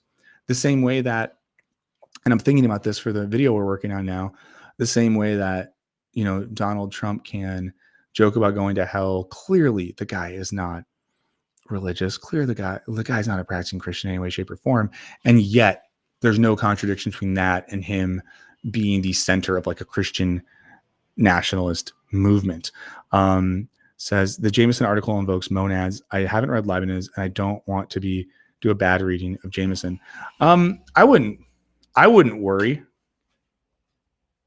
I mean that kind of genuinely. The thing with Jameson is that most people with an advanced degree in one of the humanities will not be able to read a Jameson text. Thank you so much, Vladimir Obama Grinder. What an amazing username. Wow, what an amazing username. but says, as Terry Eagleton noted in The Illusions of Postmodernism, conservative philosophers from Burke through Gadamer have been very comfortable with the idea that politics should focus on respect for traditional identities and forms of knowledge while denying the rational impulse to exercise freedom and intelligence to remake the world for the better. Worth noting as well that when Matt McManus, in a piece like this, refers to conservative philosophy, it's conservative in like the classical sense. I guess that would be the small c, or is that the big C? Maybe big C conservative, if I'm getting that right. Conservative as in like concerned with the conservation of a set of existing values and systems and operating within that logic. Whereas on the other side of conservative philosophy, if you talk about radical or progressive philosophy, it's aiming to, think outside of those boundaries and do something different. Moreover, the emphasis on historical contingency of knowledge and rejection of universalism and rationalism, characteristic of the postmodern epoch, gels well with the instinct of many reactionaries. Under the conditions of postmodern modernity, these conservative instincts can mutate into a distinctly postmodern conservatism. I mean, he has a good list here, lacking traditional sources of selfhood grounded in longstanding material and historical practices, postmodern conservatives turn to hyper-current media technologies to reify a distinctly pastiche-like sense of identity as a locus of meaning. Like, there's a reason that conservative culture in American politics and life is obsessed with things like generative AI and crappy memes and bad music and all you can eat apps at Applebee's. And honestly, I've gone to a lot of all you can eat Applebee's sessions at Applebee's in my day. I'm not trying to judge. We do what we do. We have the options that we have. But what I'm just saying is like the Applebee'sification of culture and art and media are very much a part of this, like it used to be that a certain type of, and I'm not saying these guys are good because these guys are largely bad too, but a certain type of old school conservative, their conservatism was grounded in like, art, and like a connection to like historical literature and things like that. Let me do one thing. Okay. They draw selectively from the cultural signifiers of the past, whether Catholic nationalism, Reaganite cosplaying, and abiding nostalgia for the good old days of independence and empire. I'll talk about the Catholic thing just because it's Religion Week on the channel. I mean, this is why there's such a weird paradox of people like J.D. Vance and co. converting to Catholicism or being associated with Catholicism in that sort of way, because there's an absolute incongruity between things they are doing and things that they think and the traditions and beliefs of that system. Like there's a bunch of American Catholic bishops came out to be like, hey, this ICE stuff is Gestapo crap. That's what it is. And yet you have a bunch of American conservative politicians that try to use Catholicism or the Institute of Catholicism as a spiritual justification for fascist, policing and social practices. The same way these people love AI nonsense, Trump especially. Well, White Sox Pope came out to be like, AI is stupid, stop using it. An AI Pope like met with a bunch of good actors to be like, make a good movie. He's not Italian, but I just assume when you become the Pope, you start talking like you're in Italian. It says these reified identities are fragile because they are so often a transparent construction, owing little to the material realities and practices postmodern conservatives experience. They're paradoxical in both normalizing and naturalizing the traditional identities they construct while agonizing about corrosive cultural forces and actors that endlessly threaten them. Rather than pin the blame on capitalism, the blame for the disintegration of the self is projected onto the unworthy and dangerous alongside of the elite liberal and progressive allies. Because again, like a smart analysis of postmodernism or political economy in this time is a little bit more like the reason for the disintegration of the self is the all-encompassing reach of digital capitalism and marketing media, where let's see.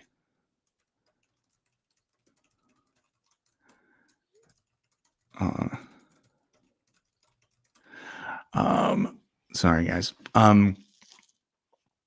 I forgot where I was going, but now I remember it again. But yeah, like there's much better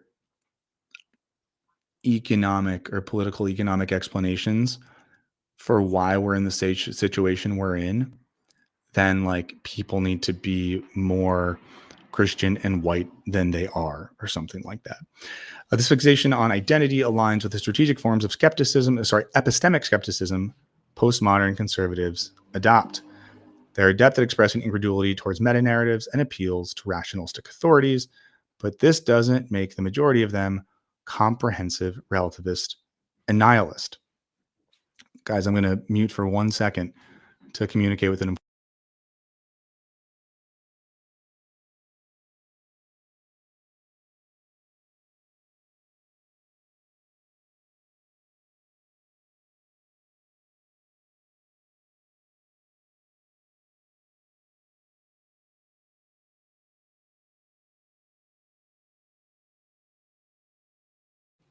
Okay, guys, sorry about that. Blah, blah, blah, blah, blah, blah, blah. I'm going to skip down here. This is all aided by an increasingly comprehensive right-wing media sphere, which insulates postmodern conservatives from alternative perspectives and reinforces preferred narratives. Like nothing is more postmodern than the creation of a digital media infrastructure where someone's entire access to reality can be mediated by like Tucker Carlson and Nick Fuentes and all types of weird little guys. Like that's nothing's more postmodern than that right there. Matt goes on here to say, more importantly, as Baudrillard would note, the hyper-reality of postmodern media has proven an extraordinarily fruitful arena for adept right-wing influencers. I mean, there's almost a sense in which, you know, there's something I was maybe going to talk about in a bit, why Eddie gets it. Why the right has been better in some ways at utilizing the contemporary digital media ecosystem. Well, it's because they're operating with a much more inline cultural logic. And by that, I'm saying that if the media ecosystem in which we all operate is in some ways related to, similar to the postmodern, oh, hold on 1 second. I'm going to ask someone one thing.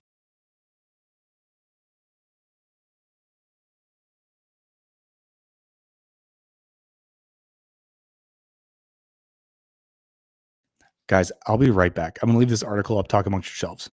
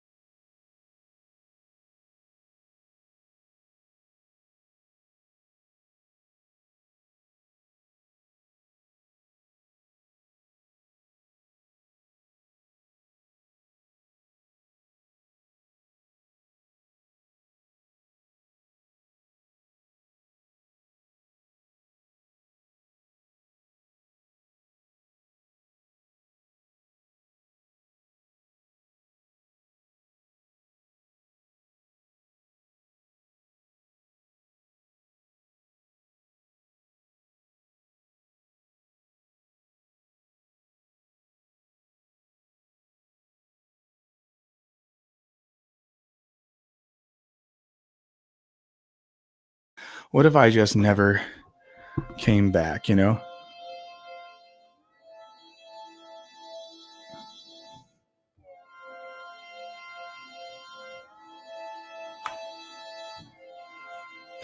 But I did come back. Someone said going to Friendsgame at local dive bar, they're in the full spread. That's the best. That's the best thing you can do. That's so fun. That's such a fun thing to do. I was just talking to my mother-in-law who's in town and being really helpful. And, you know, I'm at home. I'm at home right now. I'm not at a fancy studio. That's why I'm currently looking for a workspace that's not at my house, because I'm realizing you can't really run a YouTube channel and leftist media mega conglomerate when you just have to be at the kitchen table in your house that you share with your wife kid. Okay. I didn't go for cigarettes. I don't believe in smoking. It's bad. Jackson, you want to come on in like 10 or 15 minutes and talk? Let me know. I think you probably still have the link, but if not, I'm going to text it to you right now. Let me find Jackson on here. It's funny. I have two Jacksons in my contacts. There's this Jackson, and then there's one who's a drug dealer. But not like a bad drug dealer, like a psychedelics dealer, who I think is probably struggling now because it's a lot easier to get psychedelics. Okay. It would be easier to work from home if I lived someplace. Well, I know you live in an expensive city too. I don't want to dock shit, but I think you tell people where you live. But where we've been looking, I don't want to move. Today's just overshare day. Someone asked, no, I've never smoked cigarettes in my life. I've put a cigarette to my lips before to see what the whole fuss was about. Did not like it. Not for me. But I like weed very much. I think it's I think it's good. If you can handle it, if you're replacing your life where that works for you, I think I think that's a great thing. Herbs a gift from the earth. I didn't do a Bob Marley impression. Don't worry. We'll talk about this article a little bit more. Thank you for being here on Chaos Fun Day. Some of the major influencers and figureheads in the postmodern media sphere are cognizant of this opening for the pitch. The late Charlie Kirk embodies this form of postmodern conservatism in his book, Right-Wing Revolutionaries. This will be good. Americans are phenomenal salesmen. I would do more of an impression of him, but it would feel bad to do a full-on impression of him. Sometimes we love the pitch more than the product. Only about 1 in 7 Americans has Geico car insurance, but most of us can remember half a dozen Geico ads. Americans are, in short, the most successful people in the world in marketing and advertising. In other words, Americans are experts at a type of friendly-looking deception because the heart of advertising is framing. I wonder if he's ever watched Adam Curtis's The Century of the Self. In advertising, framing is about shaping a person's perception of their own needs. You have a problem, and this product will fix it. I mean, again, like Kirk isn't wrong here, right? Like that is the playbook. Americans are big dummies. Marketing logic has taken over our lives. And it's not just that we're dummies. The system has been created that makes us like this. Again, that's why I just referenced Adam Curtis's Century of the Self. It's up on YouTube. It's on BBC iPlayer. Watch it if you can. You used to associate this drink with having a fun time. You can guess where I'm going with this. The political battle in America isn't just a battle over policy. It's an advertising battle. And that means it's a battle between two sides over whose framing is better. What's even worse recently is you have in American politics a right that's good at marketing and advertising and a left that's trying to fight advertising with policy, but their policies suck. So like if you take this logic to bear on the most recent American election, you have Trump who had just gotten capped in the earlobe, allegedly, continuing to market MAGA as this America first, wall up the country, kick out the immigrants, make it better again for the whites, whatever it might be, running against, we're going to have certain loans for small businesses that operate in certain areas. And if you get mad about a genocide, I am speaking. You know what I mean? Like, that's not good. That's not good marketing.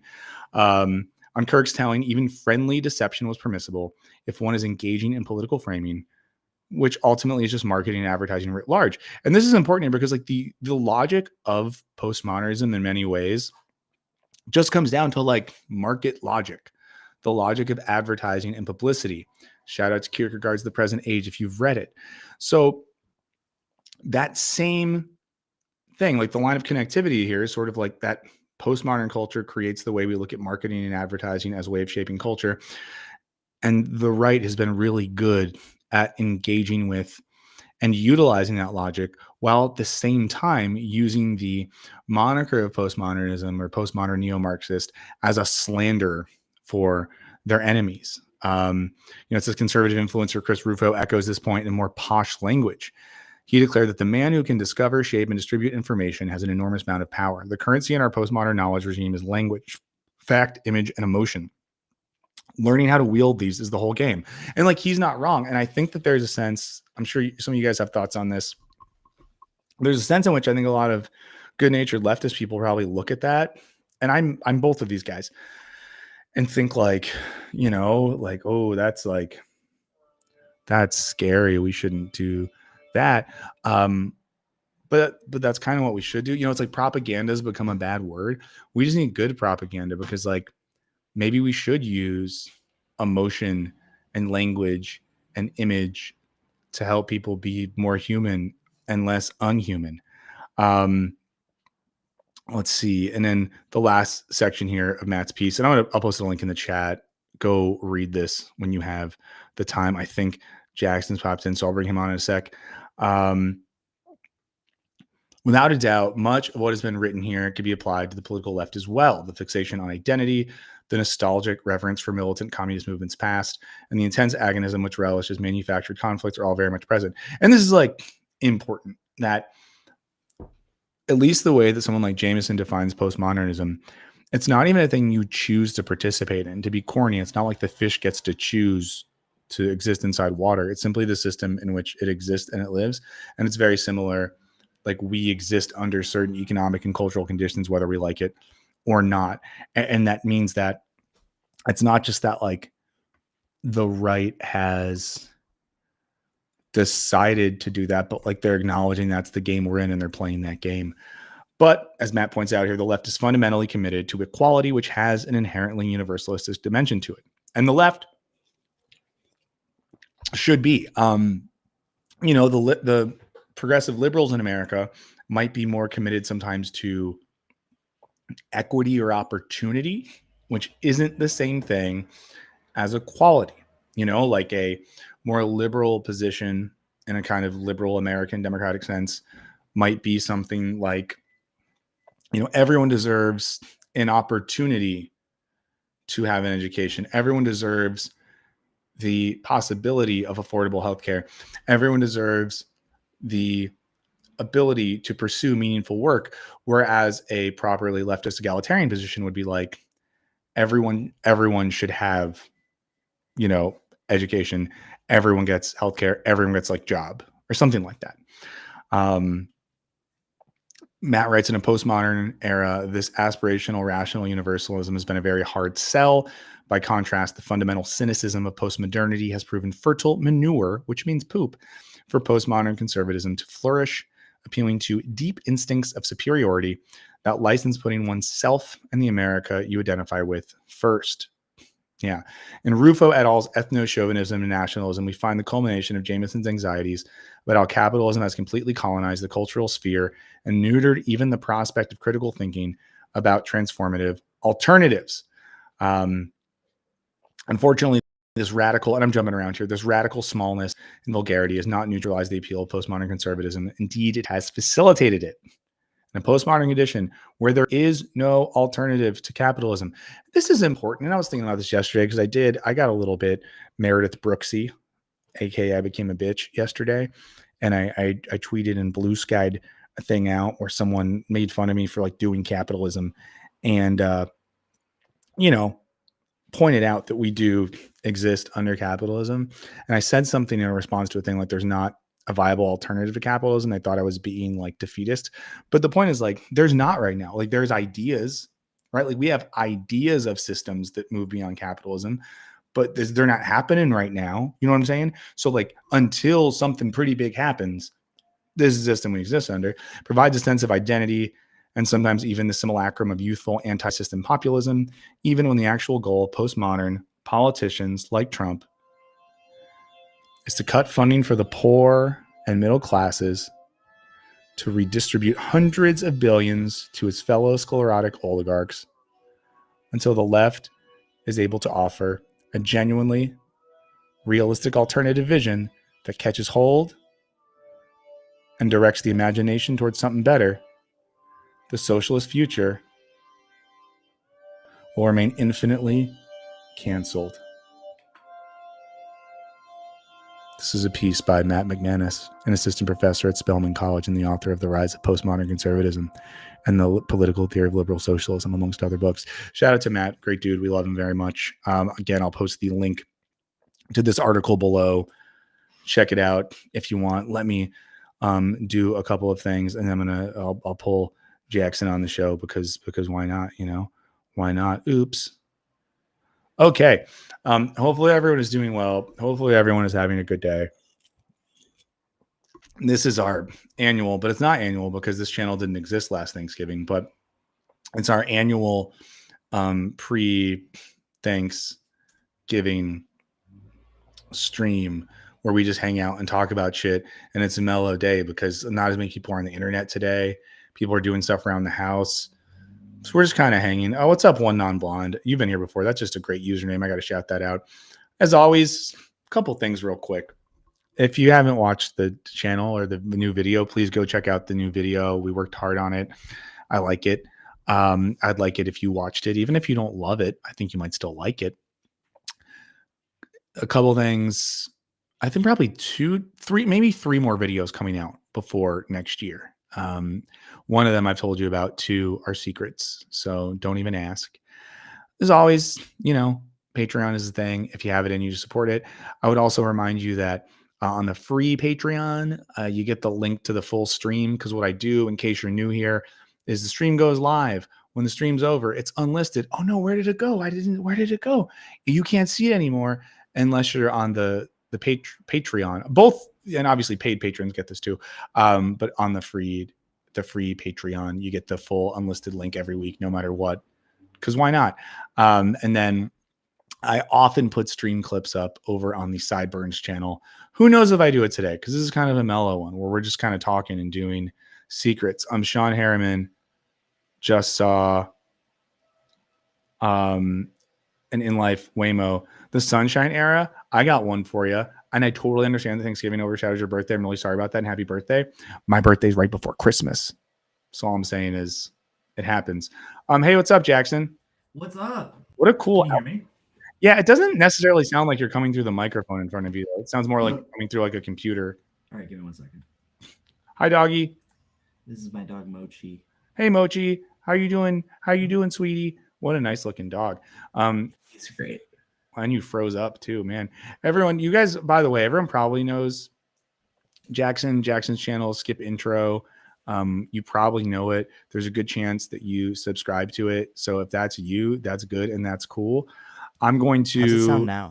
It sounds good. Now it's real. Now it's really happening. Now it's real. And as we start talking, I'm gonna post this again, guys. Here's the Reddit for the thing. Some people started posting in it.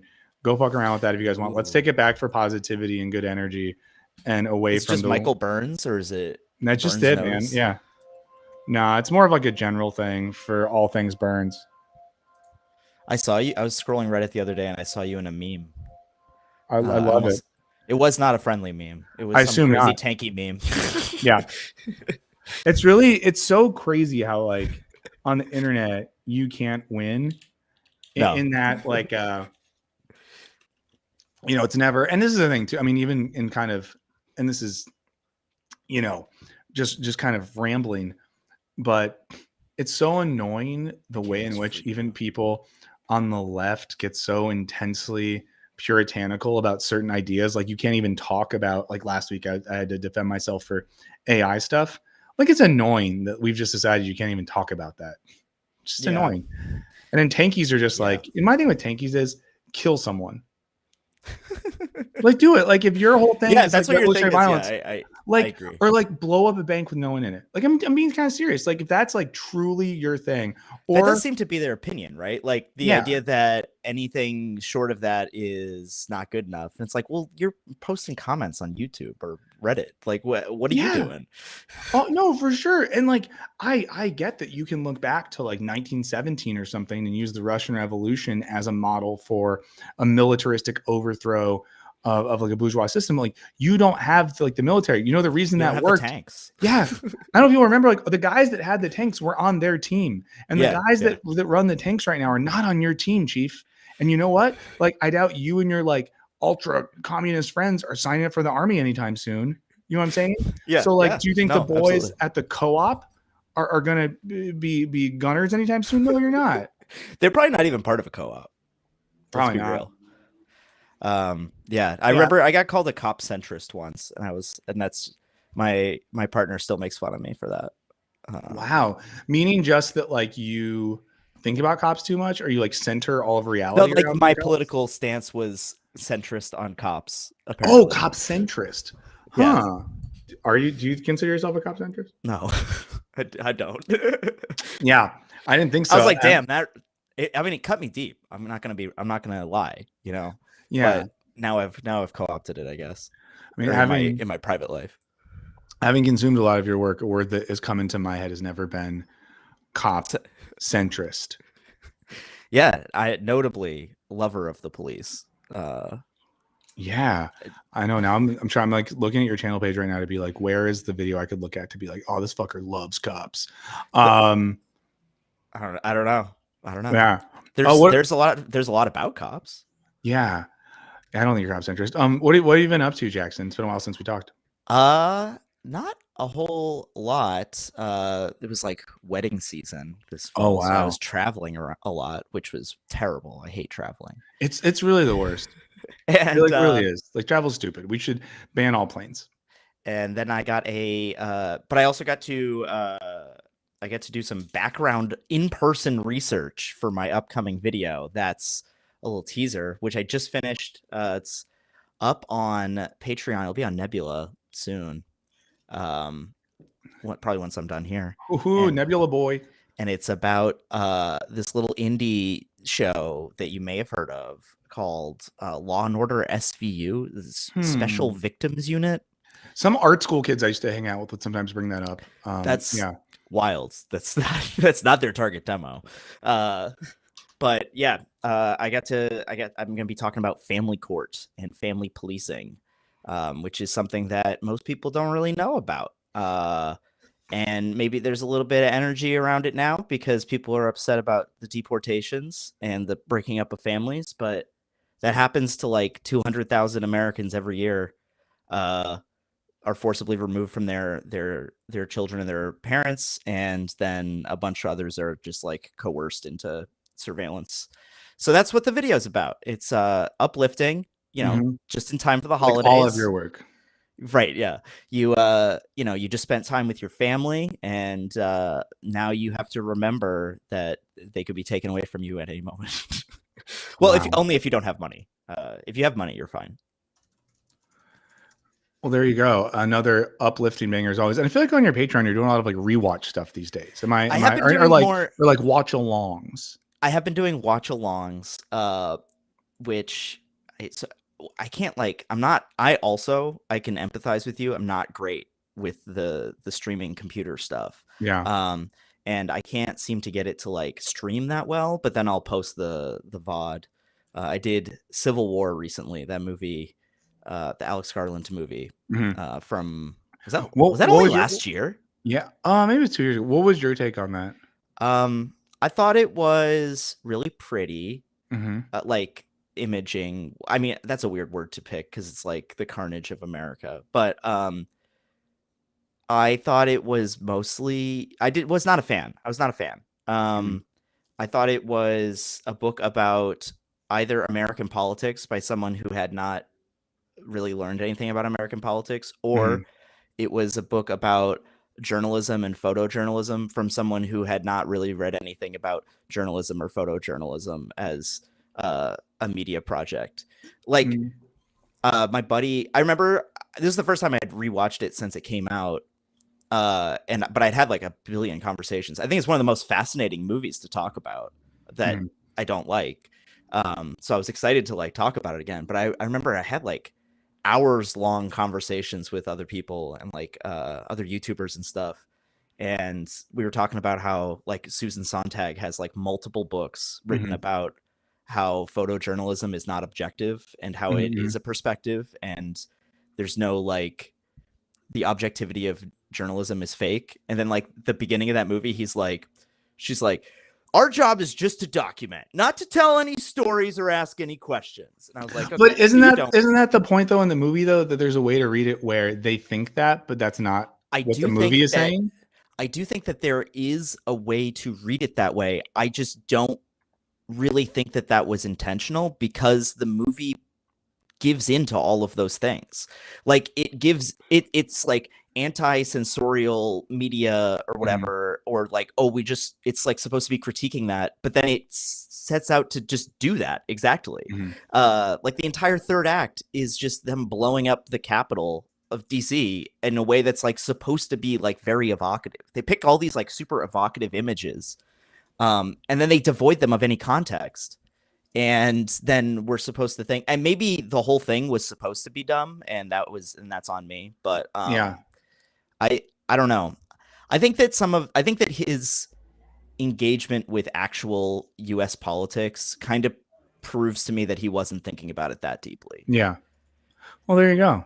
Because it's like, what is like at the beginning? It's like the Western forces of California and Texas have joined together to overthrow DC for some reason that's not gone into. That won me over, because it was like, you can imagine a world where you have like a president that like calls for absolute power for themselves or does something like that. And I don't think, know. I'm having a hard time imagining that. yeah, okay.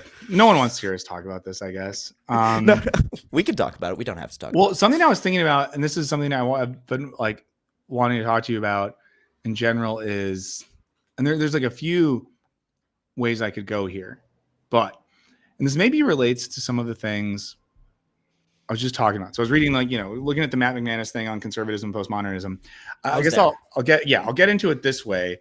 Like, isn't that also what's happening in reality TV in many ways? That there's a reason why so many people on reality TV, even if we read them as like vaguely liberal coded, are so incredibly right wing, is because they like live in that world. Because do you watch the Selling shows, Selling Sunset? I have not, because it feels too dark for me. Just the like real estate, like the gentrification of the TV show. Yeah, and in the most recent season of Selling Sunset, they use the. And I don't like to be reminded that I'll never own one. So. Yeah, I guess the one thing that's nice about it is that like they mostly only show incredibly massive mansions, where it's like, I'm not even worried about that. But all that to say is, in the most recent season, there's some controversy in Selling Sunset when one of the women in it turned out her like boyfriend is like super MAGA and is like a white guy that says the N-word. Sure. And one of her friends, who's a queer woman, was like, I can't fuck with this guy. Sure. And then on Selling the OC, another one where they're in the OC, one of the main. Are there no sunsets in the OC? Nah. Well, they don't have a Sunset Street. It's just the OC, man. But in Selling the OC, a woman who's arguably the main character, who honestly comes across as like kind of likable in the reality TV way. Okay. I didn't find out until I'd finished the season that she was like she posted after Charlie Kirk got capped that like he was our MLK, and people are going to realize that, which like, it's one thing to be kind of like the normie conservative who is like, hey, I don't want anyone to die. Yeah. But it's another thing to be like, you people don't get it. He is our MLK. And I want to be like, ma'am, what do you think what do you think his thing was?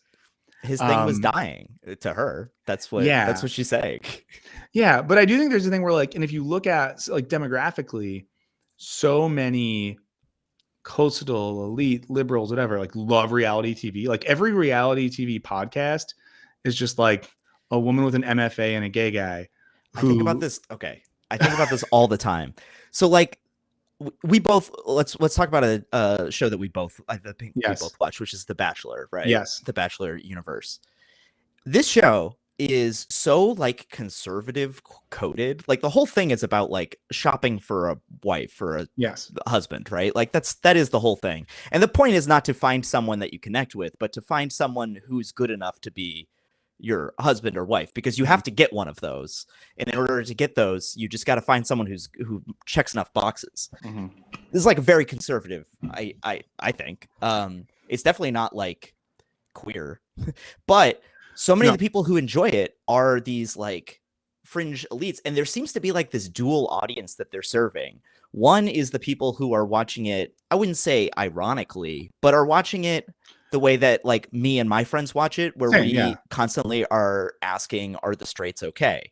Yeah. And then there's the other group of people from like the heartland, I guess. I don't know where exactly geographically they are, but like, and those people clearly really resonate with it. They keep showing up on the show, like people keep buying into this thing, and then two, they like are really into it, and so many of the people on the show are super conservative. It'll come out that they were like big Trump heads, or they had like MAGA parties or whatever. Well, and now in like the Bachelor universe too, it's like if you're not like conservative, it becomes very apparent, and you're like kind of an outsider. Because who's the woman who was on The Bachelor kind of recently? Is it Carolina, the one from Puerto Rico? Yeah, that sounds familiar. Yeah, like she's someone who on her social media has made very clear that she's like, you know, who knows? I don't think she's like in a part of a revolutionary junta or anything, but is vaguely liberal progressive, and as like a Latina from Puerto Rico is like ICE is bad. And in doing so, that is like alienated her from big elements of that universe. And even when they've had like people of color on that show, they often find like, you know, Southern Christian people of color who are like vaguely conservative coded. Dude, the first Black Bachelor they had picked a white girl to win who had been outed as being like at an antebellum party, dropping the N-word, all this other stuff, like online in ways that were like clearly verifiable. And then he stuck with her for like a year after that. Yeah. That was crazy. It was, I mean, it's tough. It's tough. But yeah, it's a weird indicator. And like part of me, so to have sympathy, or maybe empathy is a better word, for people like us, and let's say of our ilk, who watch reality TV. We are the real victims here. Yeah, we are. For me, part of it is that there's times where you sit down and, you know, you need to detach somehow. And maybe there's like a new prestige show on that you're excited about, but you know it's going to make you think. Or it Pluribus. could, yes, which I'm really enjoying. But you can't look at your phone while you're on Pluribus. No, I was watching the new episode last night, and I was doing phone stuff, and I got really mad at myself, and I got up and I put on the other side of the room, and like basically I had a talking to with myself. Want to hear a random story about Pluribus? Yeah, absolutely. So one of my best friends, whose voice appears in my most recent video, I texted him to be like, have you seen Pluribus yet? I think you'd like it a lot. And he was like, absolutely opposed to it. I'll never watch it. I'll tell you about it later.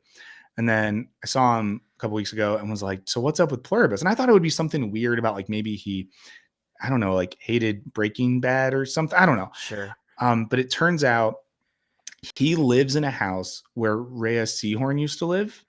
Okay. And when he first moved there was like a food delivery that came for her. I guess like mail had come at different times and stuff. And it was like a Postmates thing. And driver showed up and he was like, for real. And he was like, oh, she doesn't live here anymore. And the driver called Rhea Seehorn. And, supposedly the driver, my bud said like English wasn't awesome. So he like was trying to help. And he got on the phone and was like, oh, hey, I actually live in your old place. The driver showed up, so I would just let him know, yada, yada. And then she said to my friend, I guess, like, well, can you just drive it over here? And the act of doing that turned him off the whole thing. Yeah. And I had like, I think I texted him last night and said something like, you're missing out. This show is so good that if someone who murdered my dad was on it, I would still watch it. But I mean, I get that. I get being. Well, it's not really that good. But I get the anger there. My college roommate from my freshman year worked on BoJack Horseman. Oh wow! He got like an internship in college. It just happened to be for that show, and then he worked there the entire series. And I was so like grumpy about it that I didn't like watch it until like the 4th season or something. And it was like one of my favorite shows, and I knew it would like vibe with me. And I was like, but I just don't want to think about that. Yeah, I mean, I had a run at one point of people that I didn't like from the improv and sketch world getting jobs on things and not wanting to like them because they were on them. And then I got over it because I became an adult in my late 30s when one does become an adult. But yeah. Someone said go meet Rhea. Fatherhood changed you. I see. Fatherhood changed me. Now I love everyone because they're all my children's. Everyone's my child equally. Have you? Go ahead. On the subject of reality TV, yes, I was trying. I've been thinking about this a lot, actually. Have you seen the show, the Mormon show, Secret Lives of Mormon Wives? I haven't. Okay, I think Secret Lives of Mormon Wives is fascinating. And the reason why is because most TV shows, most reality shows, there's like some kind of and maybe I just haven't seen enough of this like genre, and maybe this is just really prominent. But like a lot of the shows I've seen, there's some kind of like pretense for them to be there, or that they like do something else. Like the Real Housewives are housewives, and they got their own little thing going on, or the Selling Sunset or whatever. But the people on Secret Lives of Mormon Wives, their entire job is being on the TV show Secret Lives of Mormon Wives.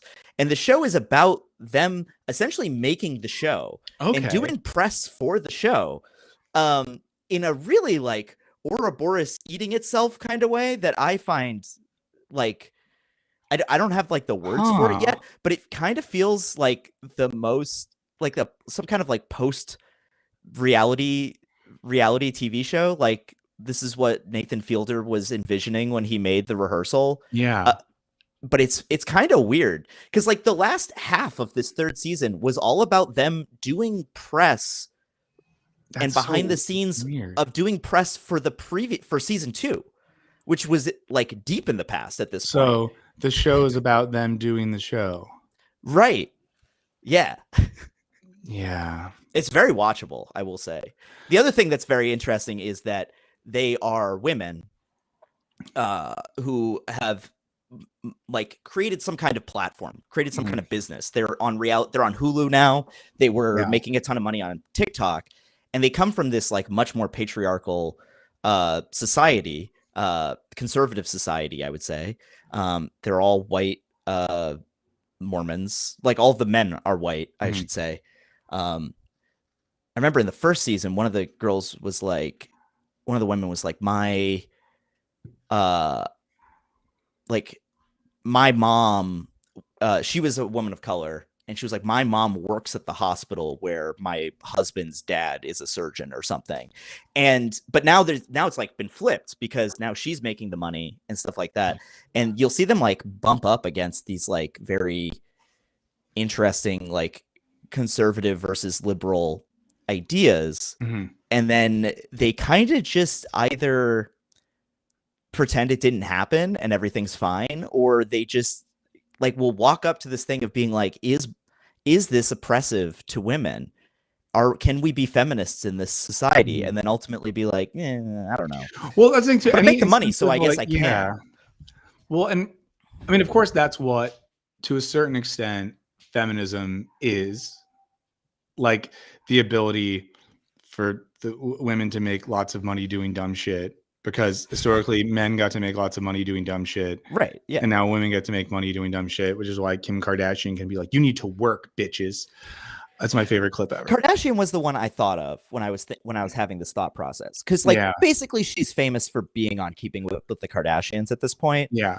But she does have like a ton of other businesses, right? So like when you keep up with those Kardashians, you are like following a bunch of their like business enterprises. Yeah. But if all of those businesses were also keeping up with the Kardashians, that's Secret Lives of Mormon Wives. Yeah. And I only because I see that in the chat, Evan said something like famous because they're famous. Yeah, well, like the Kardashians, it's like they famous for being famous, then using the fame they got from being famous to create a bunch of products, then using the platform they got or the fame from being famous to then promote and endorse and then like narrativize the creation of those products as a part of this larger lifestyle thing. So it all comes full circle. And it's just been so normalized now that it's one of those things like it's been so normalized that on this show, they can literally strip out any of the pretense and just say that we are literally just making a show about them trying to be famous and treating them as if they're famous when the only reason they're famous is because we're making this thing about them being famous. That it kind of breaks my brain. Well, the other thing with reality TV just bouncing around here that is weird is that I feel like for a while we had a big chunk of time in America where political affiliation mattered like a little less than it does now. I don't know, like even when I was in like high school, things just mattered less. Whereas we're so bifurcated culturally right now that it's when everything has become so political, when sports has become political, when we're mad that Taylor Swift isn't mad at Trump because he used her song and she didn't do it, blah blah blah Right. blah blah.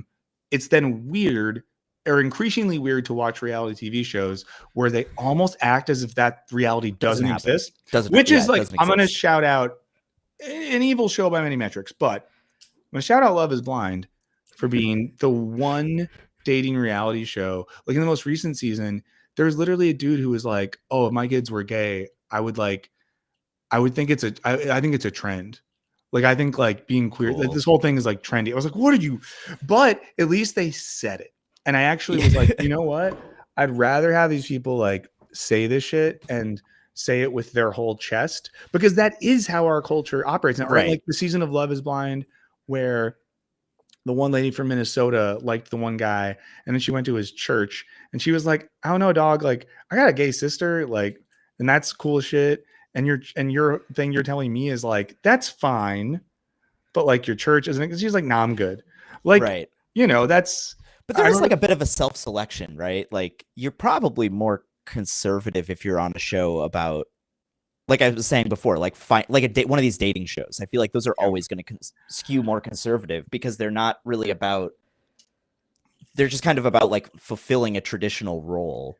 But and that's what confuses me sometimes. Though I remember when, so I used to be in the evangelical world many Right. moons ago, and there was a point, having been removed from that world for quite some time, where when people on like The Bachelor and stuff would be overtly evangelical, but then they would fuck in the fantasy suites. Also, for anyone watching, if you've never watched The Bachelor, first of all, don't. If you haven't watched it yet, don't start watch now. it. Don't So it's like start. smoking or something. Like, if you've never done it, don't do it. But on the show, there's a thing where there's 3 people left. So it's like the Bachelor, Bachelorette, and 3 other suitors, and they go to a place and the fuck rotation.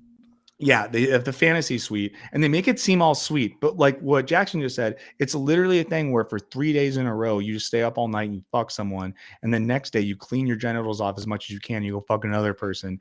And like, this is again, a show where like, I've always wondered, like, and I want to ask you this question, where in the rotation would you want to be? First, second, or third? Probably 2. Okay, strategically, there's so many. I would say strategically 2. My inner like Catholic self 1. I feel like 2 is most likely to be forgotten, right? Like first is going to leave an impression, last is going to leave an impression. Okay, but here's my thought. By the time you get to the third person, you probably like haven't slept that well for a few nights. You've been drinking, you've been eating. So I think you're just going to like be pretty wiped out. Sure. And I think if you're in the middle, if you outbang number 1, I don't even think you need to outbang 3 because they're not going to be able to perform in the fourth quarter. Something like that. Gotcha. But all that to say is a thing that tripped me out, I remember, is when people started going in that show who were like overtly evangelical, but then they would do the fuck train and then just like talk about it. Whereas when I went to Christian college, it was like someone found out that you like gave your partner like a hand job and it was like, we need to have a meeting about this. They do pretend that I mean, they don't all fuck. I will say that. Like, Rachel Lindsay was the Bachelorette, and she said that she didn't fuck any of the people in the fantasy suites. But she's also like not indicative of the, like she's like got her own podcast. She's like normal. She's like normal. Yeah, exactly. It's like kind of cool. And then I also got kicked out of like the Bachelor universe for being like, hey, don't do for racism. Being black, basically. For being black, and then being like, I'm not only black, I also think that like black people should exist. And, right. And then like slavery is bad. And they're like, this is too much. And also, I think Chris Harrison and having the first black bachelor end up with the other person is with the I always called her Confederate Rachel KKK Colonel. But I think it's like, it is interesting that that type of like a sort of vaguely conservative, often evangelical adjacent person is the type of person in our culture who has been overwhelmingly drawn to reality shows, especially reality dating shows. And I think even like seeing how much the kind of evangelicals type has gotten really good at like influencing in TikTok It's just interesting that sort of cultural subject position set those people up for that. Do you think the specific evangelicals you're talking about? I'm not talking about all Christians. I'm not talking about whatever. All Christian lives matter, guys. But do you think that there's like a level of, and this ties into your video, is there like a level of just media illiteracy from that crew? Like they can't understand that the Bible is like kind of leftist. Yeah. And they can't understand that this is not real, that this is like a simulacrum. And they just kind of can't think about it critically, or they don't want to, or I don't know. But I was wondering if you have any thoughts on that. So I think that I guess I'll tie that back a little bit to the discussion of the Matt McManus piece on postmodern conservatives. Like, evangelicalism is so postmodern and like in the shitty way, and in like the research I'm doing for my next video, something we were talking about is like, it's kind of like, say what you will about Catholicism, and there's many things to say about it, but Sure. Catholicism as a tradition that is historically grounded in the dialogue of faith and reason has like rational principles. So for example, like the Catholic Church has recently said like this ICE shit is Gestapo shit. Okay. But when the church makes things principles like that, there's not room for like relativism. You can't be like, yeah, but I, JD Vance, am a Catholic and think like ICE rips. Well, it's like, well, no, then you're just not a Catholic, or like you're in direct opposition to the thing. That is a very American Protestant idea of just like, well, I don't agree with that part. I agree with. And that's a big part of evangelicalism, is like that sort of pliability. And the part of it too is like, rather than a tradition that's grounded in faith and reason, it's really just fully grounded in faith, or grounded in faith and revelation vibes. So so what matters is like, God spoke to me, or God spoke through this person. And a lot of the books that one would read in that tradition tend to veer more towards like spiritual self-help than they are That's why theological there's so much crossover there. No, for sure. I mean, the language kind of like plays into each other. There was a book when I was a teenager that all the Christian bros were reading called Wild at Heart. And not the Nick Cage movie. That'd be way cooler. This book by some guy named John something. I think it was John something. But the gist of the book was like, to be a Christian man is to be like a warrior, to run with the wolves, to fight, to do push-ups, to like this whole thing. And we can kind of see how that ended up. But it wasn't really grounded in like theological tradition. It wasn't like going back. And that's why, like, because I'm obsessive in the way I am, that's why I ended up like studying theology and philosophy, because I was just kind of like, this shit doesn't seem right. And then you look at the tradition, it's not there. All that to say is, I think that sort of intellectual or maybe like lack of an intellectual milieu or culture in evangelicalism, it's like a means you get to choose your own adventure. It's right? It's very disconnected from history. And that's what you get when you start your own thing, not connected to like historical modes of faith like, found in a tradition. Because like every time I'm not a philosopher, right? I don't have a philosophy degree. You do. You're a smart guy. Who loves cops? I was love them. There was this. You probably have listened to the podcast Philosophize This. Mm-hmm. I love the guy that makes that. Yeah, and he was talking about how. I remember I listened to his episode on Ayn Rand or something, and he was basically like, look, I don't even want to do Ayn Rand, but you guys are making me because you want it or whatever. But like, she's not a philosopher. She's not like part of she's not like engaging in this conversation that's been happening for centuries, millennia at this point, about where like she's approaching these ideas as if they are brand new to her. Like nobody's ever thought about them before. And she's the first one. And her like simplistic view is correct. And not really interested in looking at other people's perspectives or trying to engage in that long conversation. And to bring it completely full circle, that is my problem with Civil War as a movie. I feel like he is kind of just like, I just thought about this stuff. I'm the only person who's ever thought about photojournalism or no, that does make sense to me. And that's even the problem I have like structurally sometimes with like YouTube people that do the thing that we do. Yeah. And I think sometimes even I'm gonna be like, I think there's two versions of this. I think there's a well-intentioned version of this, and the Agreed. well-intentioned version is when a person reads a book or learns about an idea, they get really excited about that idea and they use it to talk about something. And maybe there's 100%. not an awareness that that idea is connected to a larger tradition and that maybe there's some context missing. That I have sympathy for. I've done that. Yeah. I mean, I've done it to an extent. And I think there is a way where it comes from a good place, like a place of excitement about a thing. On the flip side, I think there's it also depends on like where your channel is, right? Like if you're trying to build something and you don't really know what it is, and it's mostly like I made a video about the TV show You, and I called it like very campy. I've actually been thinking about this a lot recently. And I didn't really like talk about queerness at all in that video because it just kind of was a blind spot for me. But in retrospect, it's insane to talk about camp and not talk about queerness at all, considering how like intertwined those things are. But I was like trying to like make sense of where I was. I wouldn't make it like that today, but also nobody was coming to me as like an authority on that the way that some people I feel like do approach me that way, talking about how much the police are awesome. They're like, you're the guy to talk to if I love the police. So that's really fun. Yeah, I don't know. So like if I was to like just not engage with it in I guess it like matters where you are, what you're like, how you are being received by your audience. Yeah. No, for sure. And I think, anyways, I cut you off, but you were saying no. well-intentioned and not intentioned. Yeah, but no, then I think there's the other thing where you just kind of pick and choose what's real and what's not, or pick and choose like ideological frameworks or interpretations of text or whatever it is. Yeah. And there's something about that feels liberating and free. Like, you know, we all have the freedom to sort of find our path and my interpretation and blah, blah, blah.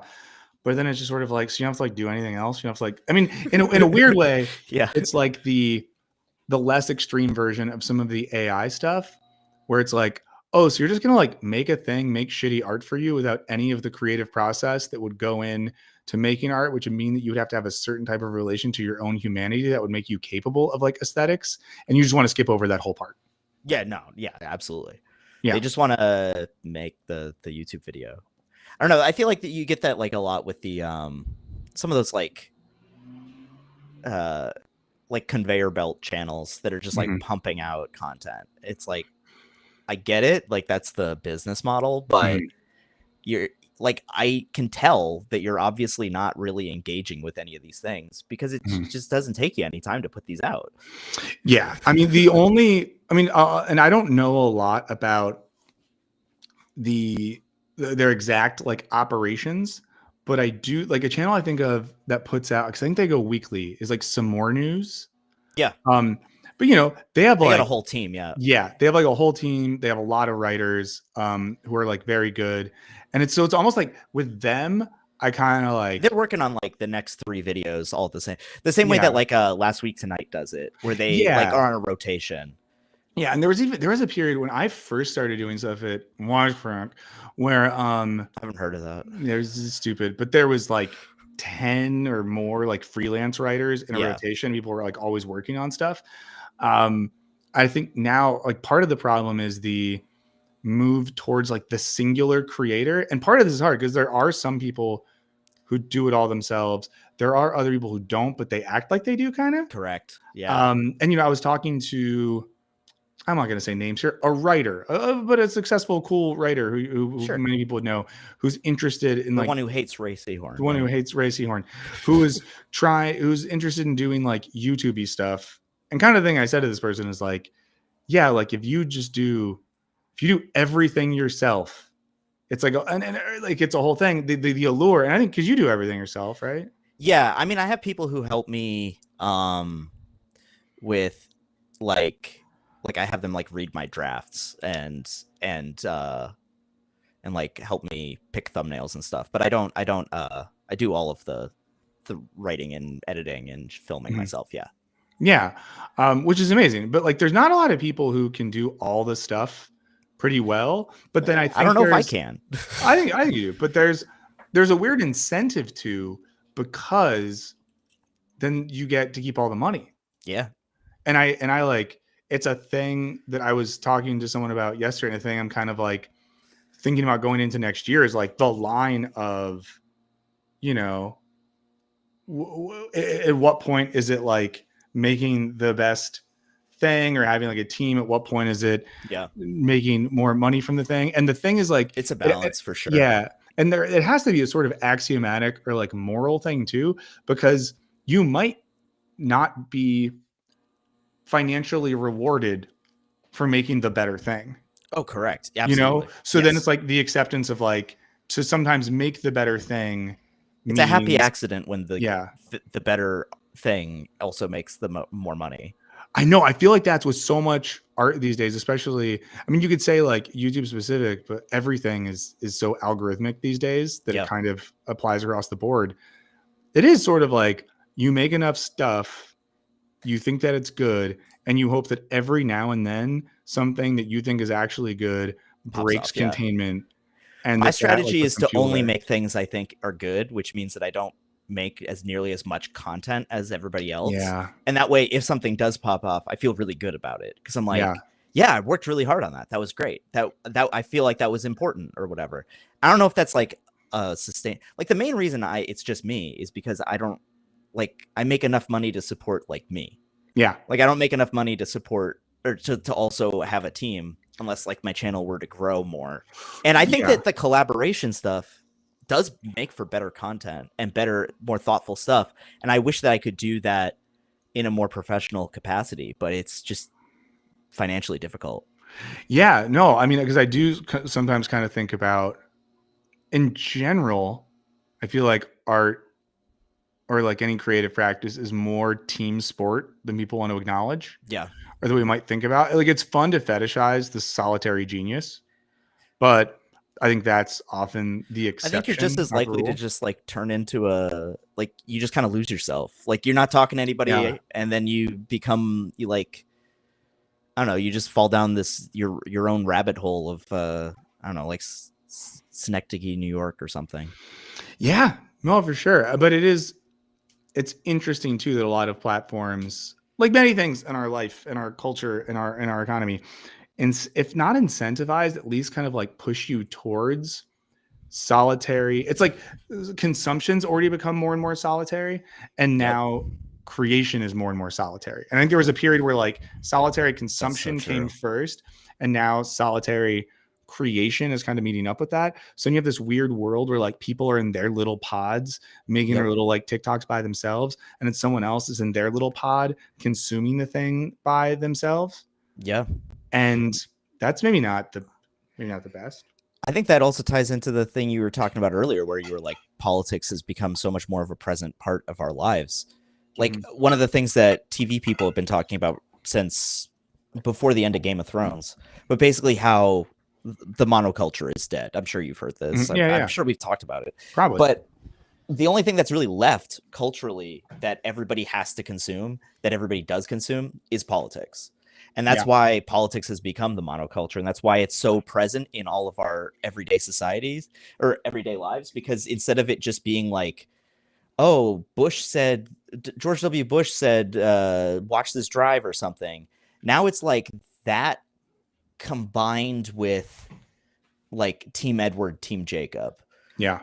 And it's like combined to create this, like, it's both cultural and political and economic, and anything else that's like actually art there's so much of it out there. There's so much available, but it's also like only through these like streaming platforms, and nobody is watching the same things. It's hard to like find stuff that everybody is into. Everybody has like their own creators. Everybody's creating their own stuff. Yeah, I think I have a follow-up thought on this that relates to a comment. Are you cool to hang out for a few minutes longer? Yeah, sure. I asked that because I haven't peed since I started streaming. I'm gonna go do a pee break. Yeah, I can I'll look at the comments. Okay, cool. Thank you. Everyone be nice to Jackson. I'll be right back. Or you don't have to be nice to me. Okay. All right. I don't know where to start with these comments. I heard this in a Yu-Gi-Oh! Pink. which I read as Yu-Gi-Oh. Yugo Pink video last night about rich socialists that the streamer Ludwig sold his business off brand to employees for $2. He sold his business called off brand? I don't know enough about that. That's interesting. I want to learn more about that, Tom. Oh, hi, you're being nice to me. That's nice. Sean says, I've been watching Hassan nearly every day for 51 months now. Politics has become a majority of my world and consumption. Yeah. I don't think you're alone there at all. I think that a lot of people are doing that. I think the way that, the Charlie Kirk saga played out has a lot to do with that. There's shitloads of good, positive, progressive, non-preachy content out there to make you a better person, and it's cartoons from 10 years ago and you are 13. Yeah, no, I agree. I have been watching a lot of old cartoons recently, and it's great. I've restarted X-Men Evolution recently, which is interesting. I'm glad that I beat the trickling water loop. I don't think that I'm quite as like serene and peaceful, but I think, sometimes I don't know, just sometimes you shouldn't be. FD Signifier I'm seeing in the comments. Anybody see the newest FD Signifier video on Sinners? Is that his newest video?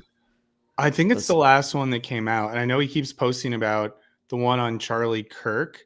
Is he making a Charlie Kirk one? He made it, and he's been posting about how they're like demonetizing and stuff. So he's trying to make it happen. Wow, that's I'd be interested to see that. I think did you see his video about Sinners? I don't watch that one. I feel bad that I didn't watch that. Oh, that's one, okay. But, that's fine. It was. I don't watch all his videos. Yeah. I had seen Sinners, and a friend sent it to me and was like, this video is really good. And I watched it, and it did leave me a little like existential at the end. Just like, what is the purpose of critiquing art? Yeah. But in a good way. I think he wanted to make us more uncomfortable. Or at least I think he made it specifically for me to be more uncomfortable. So yeah, that's good. That's good. I think he made it for me. Yeah, made it just to make you uncomfortable. Well, there's like a side thought, and this is related to something I saw someone say in the chat a while ago about like Ludwig selling his business to his employees. Yeah, I read that comment. I didn't know what it meant. I think I get. There was a lot of words that I did not understand. But like, so here's the thing, right? If I was a guy trying to start some sort of business that was like a businessy business, like profit bro business, right? There are so many resources out there. Many of them scammy, some of them not as scammy. That there's books and classes and podcasts and videos. If you are someone with like a leftist orientation who wants to do something that involves having a business but do it in a way that like doesn't suck, there's like so little out there, and there's such a sheepishness for people that have what I'd call very vaguely and sloppily good politics.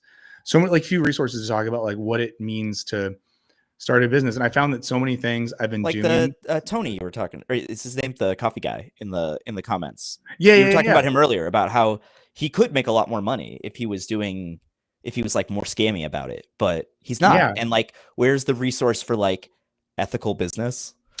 Yeah, because there was a period where I was asking around, as the channel's gotten going a little bit more, I've been trying to figure out like, oh, maybe I do like a profit sharing thing for people that work with me, but there's not a lot of. I like asked around to some other people I know who make stuff and got some good examples, but it's something that's so like much less standardized, as like a thing. And then I think there's also a bashfulness about it. In the chat, someone asked about Jackson's channel. Skip intro. Someone in the chat said it too. Go subscribe now or I'll come to your house and punch your mom. But no, I said punch LeBron. Don't punch LeBron. He's old. Yeah, we're the same. No, he's I'm older than him by like 5 days. Yeah, but are you playing for the Lakers? Not Could your body hold up to that? My body can barely hold up That's what going I'm to saying. watch a basketball game and like in the seats I can afford walking up the stairs to get there. But either way, this is like the thing I think about a lot these days is just like if the need for better like structural resources for progressive people to make stuff, some of this overlaps with the problem of because something I was going to bring up earlier, I can try to pull this thing up, but I can just say the thing and you'll get the idea. Have you seen the graphic that's been going around that shows how More Perfect Union is in like the top 5 political media now on YouTube, but everything else is just like right wing shit? I mean, that doesn't surprise me. Yeah, and some of the stuff that like counts as political media is like Asmongold and like other streamy shit. But Why?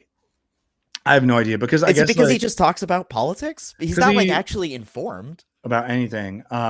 He fell for the Zoran Mamdani's gonna make everyone learn Arabic numerals. He was like, "Oh my god, it's happening so much That's faster than I why. thought." That's why I can't go to New York now because you're telling me I have to learn a whole other language just to get on the train. Gotta put a sheet over my woman just so she can be out there. Oh yeah, so there's this list. It's like More Perfect Union is the fifth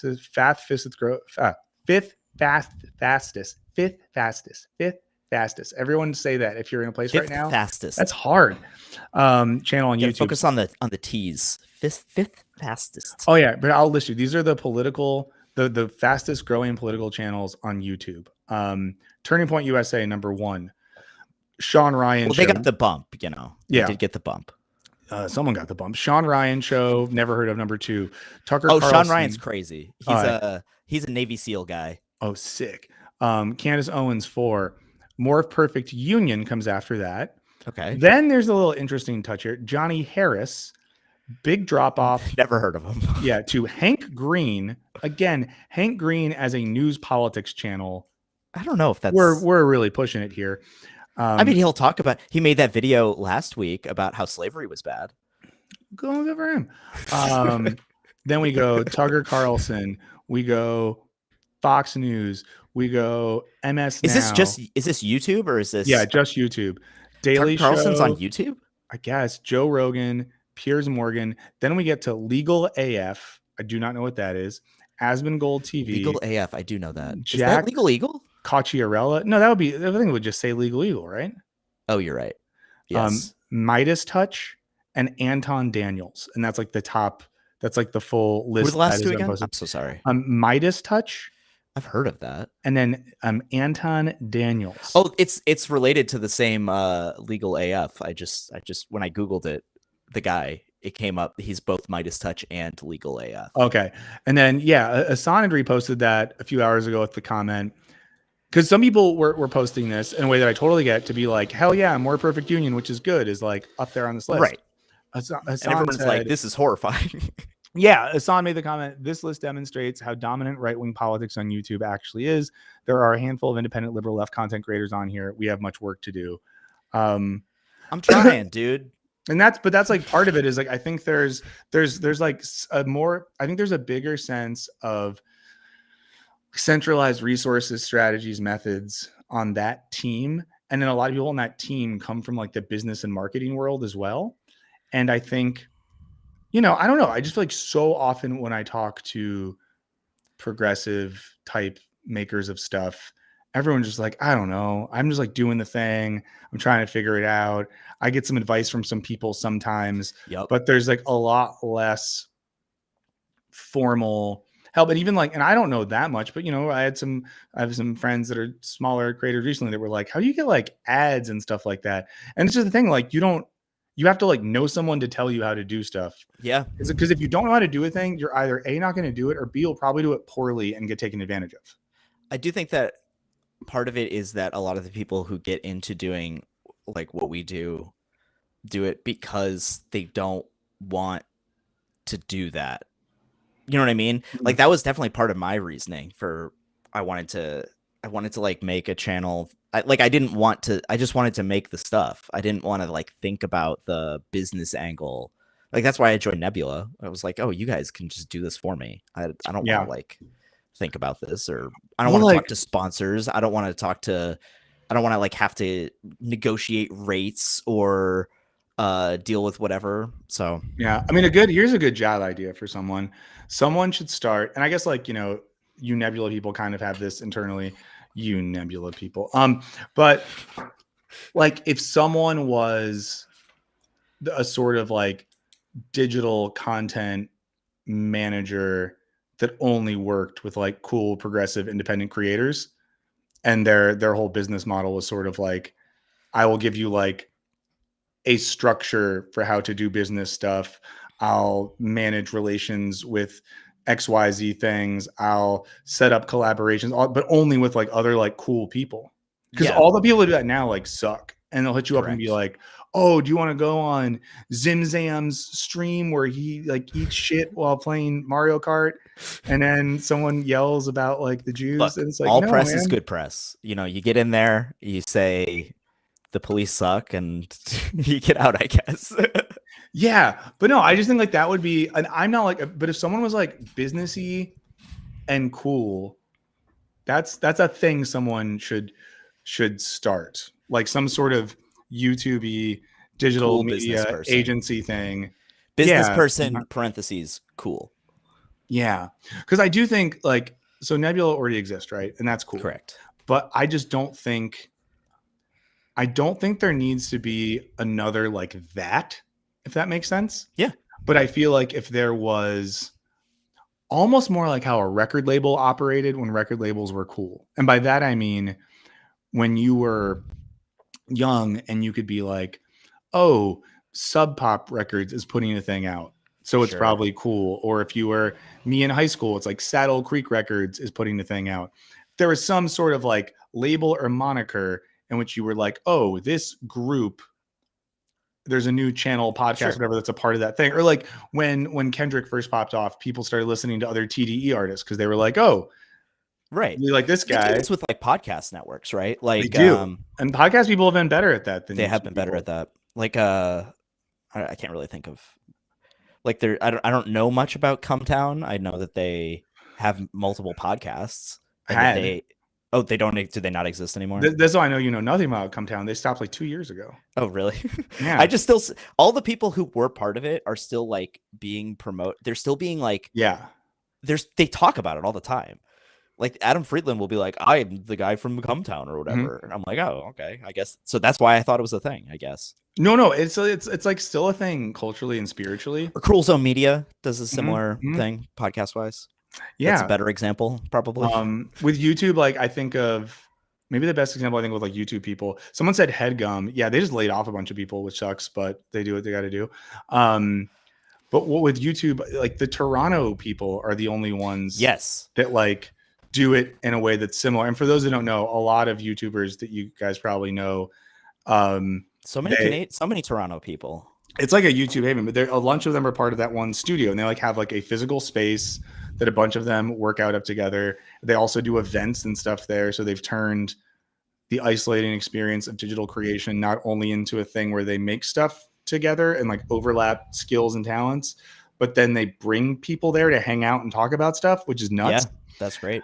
And I don't know, what their level of sharing of like business resources or help is, but I imagine there's some of that going on. But that's like the one thing I was thinking of, and I'm trying to maybe get a studio space in LA, and then some of the Toronto people were like, you should like get a thing, and it's like no one in LA does like cool shit. No, Alley doesn't it Cat seem Tail like says- there are so many people in LA making stuff that like some of them have to be okay? Yeah, I mean, but okay, this is, for you or anyone in the chat, like people in LA and some people who make stuff don't like announce where they're from, which is also totally fine. Yeah. But in terms of like progressive media people in LA, Yeah, it's or more YouTube, there's Hollywood. not- Yeah. yeah, a lot of it is or people who are even like kind of utilizing the digital space to like get a career. Okay, YouTube people in LA, like Maggie Mae Fish is based out here. Yep. But I know she does a lot of stuff, and it's not all just like YouTube anymore. Mina There's Lay, that like whole is dropout here.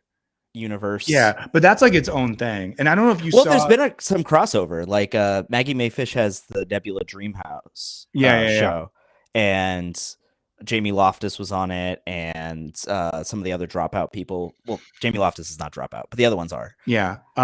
Wait, 2 comments. So Ben said, "Isn't this a method of monetizing human relations?" I guess the issue, man, is like if you, I'll say this as an example, because I am not good at some of the stuff I was describing. If there was someone who I could like pay or share part of my business with, who was just like a cool person who was good at that, then why not? I don't think it's monetizing human relations in that way. It's like in the same way that if I had a friend who was good at like businessy structural stuff and they wanted creative help, they might be like, "Oh, Michael, like, you want to come talk about a thing with me?" It's So also not like that's the only you only can talk about that. Like you can still be Yeah. friends. yeah. But no, there was this. I wish I could find this clip now, but someone reposted it the other day, and it was Chris Gethard. Am I saying his name right? The comedian. He does stuff online. He did Oh yeah, I've something. seen him. Yeah, he did like a kind of like rant on. I don't know if it was on TikTok or if it ended up on TikTok. And I, of course, saw the TikTok reposted on Instagram. I love our world, in which he was talking about how it's insane that there's not middle class jobs in comedy and related stuff. And one example he used was like, he can get rid of that. He can just say there aren't middle class jobs. well, They're yeah, all gone. but he was talking in particular about comedy stuff, and he was saying like, people will say dropout, and he like said this thing I thought was really funny. It was like, and that's cool, but you shouldn't have to know about like D&D and wizards just to have a job. Yeah, in comedy right now. absolutely. I think he's totally right. Like the thing with like, it's what dropout does is good, but it's so specific. It's very niche. Of them. Yeah. I'm not trying to like, I don't know anything about their business. I'm not trying to like shill for them or anything. I just enjoy some of their content and recognize that at some level they are. I admire what they're doing. I would say, like, I'm not, obviously they're not like a collective or anything, but there is like a group of people who are doing creative stuff together. Well, I know for a fact they profit share, so I think that's really cool. cool. Oh, cool. Like everyone who works on stuff there gets like some percentage of the thing, and then they get some percentage of overall revenue. That's awesome. I love that. Yeah. But yeah, if only my dad was the Secretary of Labor. Is that what that guy's dad does? He was, yeah. He was Clinton's Secretary of Labor. Holy shit. Wait. Robert Reich. His dad's that Reich? Yeah, that's his dad. What? Yeah. I never. I'm glad I just blew your mind. You did. You really. Oh my God. Yeah, he was on an episode of one of the most recent ones of Game Changer, I think. They did a political like in the last season they did like you had to win the vote, like when there were like people just on stage campaigning and they had to like win the audience vote and like a bunch of consecutive things, and he showed up. He was there. That's wild. Architect of neoliberalism, but also pretty okay modern politics. Yeah, relatively unevil as far as those type of guys go. I mean, again, he was an architect of neoliberalism, but he speaks out against it a lot. So I mean, but my dad is Ken Burns, noted documentarian. So I guess I've kind of had a real leg up as well in the business. To be clear, everyone, that's not a true thing. But these are things I think about, and I do. Yeah, I'm still. That's why you're really into documentary filmmaking. Yeah, but I am interested in figuring out a way to turn all the like, because again, I even think about how even if people and for people like listening, I know this feels so like inside baseball or whatever, but it's like in most areas these days, like whether it's just a hobby you have or a thing you're interested in thinking about or a work thing, everything is so like isolated and bifurcated, and yeah, it's tough. Well, let me we'll share. Well, if you have a real thought, share it. Then I have a not serious. Oh, I had a video that I really wanted you to play earlier when you were talking about grifting. It's only 2 minutes, but it's CoffeeZilla's How to Make Money Online. Okay, you want to pull it up? I'll do it. Yeah, I'll fucking do it. Don't you dare tempt me. CoffeeZilla, How to Make Money Online in under 2 minutes. Or it's like around 2 minutes. Oh, hold on. Let's pull it up. We'll share it on the screen. You were talking about this, so I thought it would be relevant. Let's fucking do it, CoffeeZilla. Steven. You piece of shit. I'm kidding. I was He's nice. Like really, I've never. It's just the thing I said. To be clear, everyone, there was no meaning in me saying that. Okay. People want to know how do you make money online, and I'm here to tell you. See, the real way to make money online is to make how to make money online videos. That's how you make money online. Confused? I know. Let me explain. See, if you watch people who know how to make money online, what are they doing? Well, they're making how to make money online videos, leading to the inexorable conclusion that the only way to make money online is to make how to make money online videos. It's basic math. See, the best-selling products are products about how to get rich quick, right? And who wants to get rich quick? It's people who don't know how to make money online. Therefore, the best niche for the best-selling product is how to make money online videos, which means only one thing, that if you are watching how to make money online videos, you're not learning to sell a product or hawk a product or create a product. You are the product. This is because how to make money online videos is a beautiful pyramid scheme. And if you're at the bottom, you need to learn to get at the top. And the way to get to the top is not watching how to make money online videos, but it's learning how to make money online videos. So this really isn't about how to make money online. It's a how to make money online video. So how do you make how to make money online videos? The answer is very simple. You get a bunch of stock images of people making money online.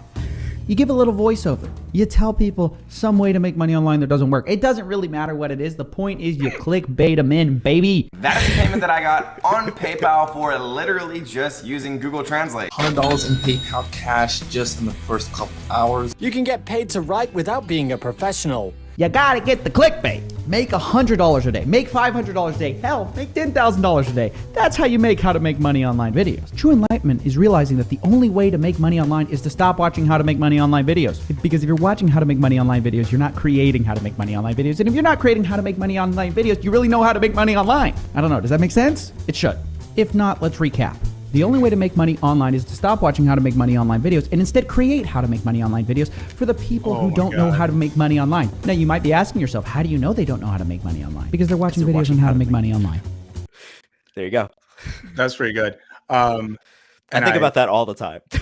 I used to work for a company that taught YouTubers how to make videos, about how to make classes, about how to be YouTubers or something hilarious. like that. Yeah, it was bad. What are you doing for Thanksgiving? If anything, Doing going to a friendsgiving thing. that's how to do it. That's how you do it. That's how you do it. tomorrow. Amazing. How about you? Are you hosting? Not hosting in mother-in-law? our house. My in-laws are in town, but then they rented a place Ooh. because they didn't want to come to my. Well, I'll just say this. Hopefully, no one's watching from my family. They didn't want my in-laws. They didn't want it to be over here because then they knew that I would probably cook, and they very much want to be the ones who cook. So I'm hosting a dinner at our house this weekend for everyone, where I'm gonna low key be like, For everyone? it's a small. My in-laws are a small family. Oh, okay. If it was my family, I'd be fucked. But yeah, so I'm going to a rental house tomorrow. I edited so many videos of you making Italian jokes and then saying I'm allowed to make Italian jokes because I'm a little Italian. And then you told me, you said in the stream that you don't have an Uncle Tony, and I'm questioning everything. I'm a very what's small in Italian? Big in. I'm a very. It's just the hand movement. Yeah. Well, the Italians I'm related to are like, you got it. There's a Chuck, two Chucks. There's a Michael. It's not a lot. Not a lot. It's a small stream of the thing, but I take a lot of liberties with it. I think that's fine. Yeah. We've all seen The Sopranos. Yeah. Well, I gotta go get ready for Thanksgiving stuff, and my kid's gonna wake up soon. Yeah. Thanks for having me on. I know we gotta do this. I'm horrible that I can like only catch up when it's like, oh, pop on the stream. Well, I'm taking a break for a bit this winter to get my head above water because I feel like, oh, Alley Cattail's my dog. But I've been learning a lot, but I've been very overworked and overwhelmed this year. So taking some time to figure out, but we need to do more stuff. Sounds good. Gotta work more. We gotta work more. Okay. More work. Jackson, I'll see you soon. Everyone, Jackson from Skip Intro, one of the best people doing stuff on the thing. Well, guys, here we've come to what some might call the end of the road, but it doesn't, the end doesn't always mean the end. Sometimes ends become new ways of beginning. And sometimes what we think is the beginning is actually the end. And as we go into, Thanksgiving, for those of us who celebrate such a thing, I encourage you to get a little bit drunk, maybe a little bit high, or just attach emotionally so that you can keep yourself happy. And if your family members say stuff that makes you upset, just ignore them. A big thing is like, just don't take things too seriously. So I used to get upset at family events sometimes because I would overthink and I would want to make stuff about what I thought. And it's just like, just ignore people. Just learn to ignore them if you don't like what they have to say. And then if you're with family, get the cool cousins in the garage to hang out or something like that. I don't know. This has been fun. I actually really like this. It's fun to not have a stream where I'm like overly worried about talking about anything in any particular way. It was kind of fun to just hang out with everyone. Also, I didn't have time to prep. I've been like sick on off for 3 weeks. What the fuck is that? So good to see everyone. Thanks to Jackson for coming on. Thanks to you all for letting me be this way. There'll be more of like a normal stream next week. And actually, let me check one thing. Don't leave yet.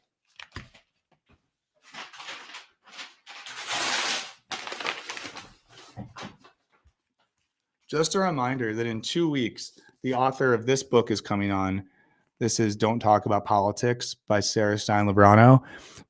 If you want to read this book before Sarah comes on the show to talk about it, I think you have 2 weeks. It might be 3 weeks. Maybe it's 3 weeks. But yeah, it's going to be really fun. This book is really cool, interesting, gets a lot of stuff. Our friend Alice Capel has one of the endorsements on the back. Check that out. Hold on, I'll show you guys. Alice Capel says it. A time, I almost did Alice's voice, and then I stopped myself. Thank God. A timely and hopeful critique of today's political culture. Sarah Stein Lebrano challenges to rethink politics. Thank you. Check that out. In the meantime, take care of yourself. Be nice to people, but be nice to yourself. Like, you should be as nice to other people as you are to yourself, and as nice to yourself as you are to other people. Just have a nice time over Thanksgiving, and maybe we'll come back and have some stories to share with ourselves and each other. Next week. God, I'm tired. I'll see you guys soon.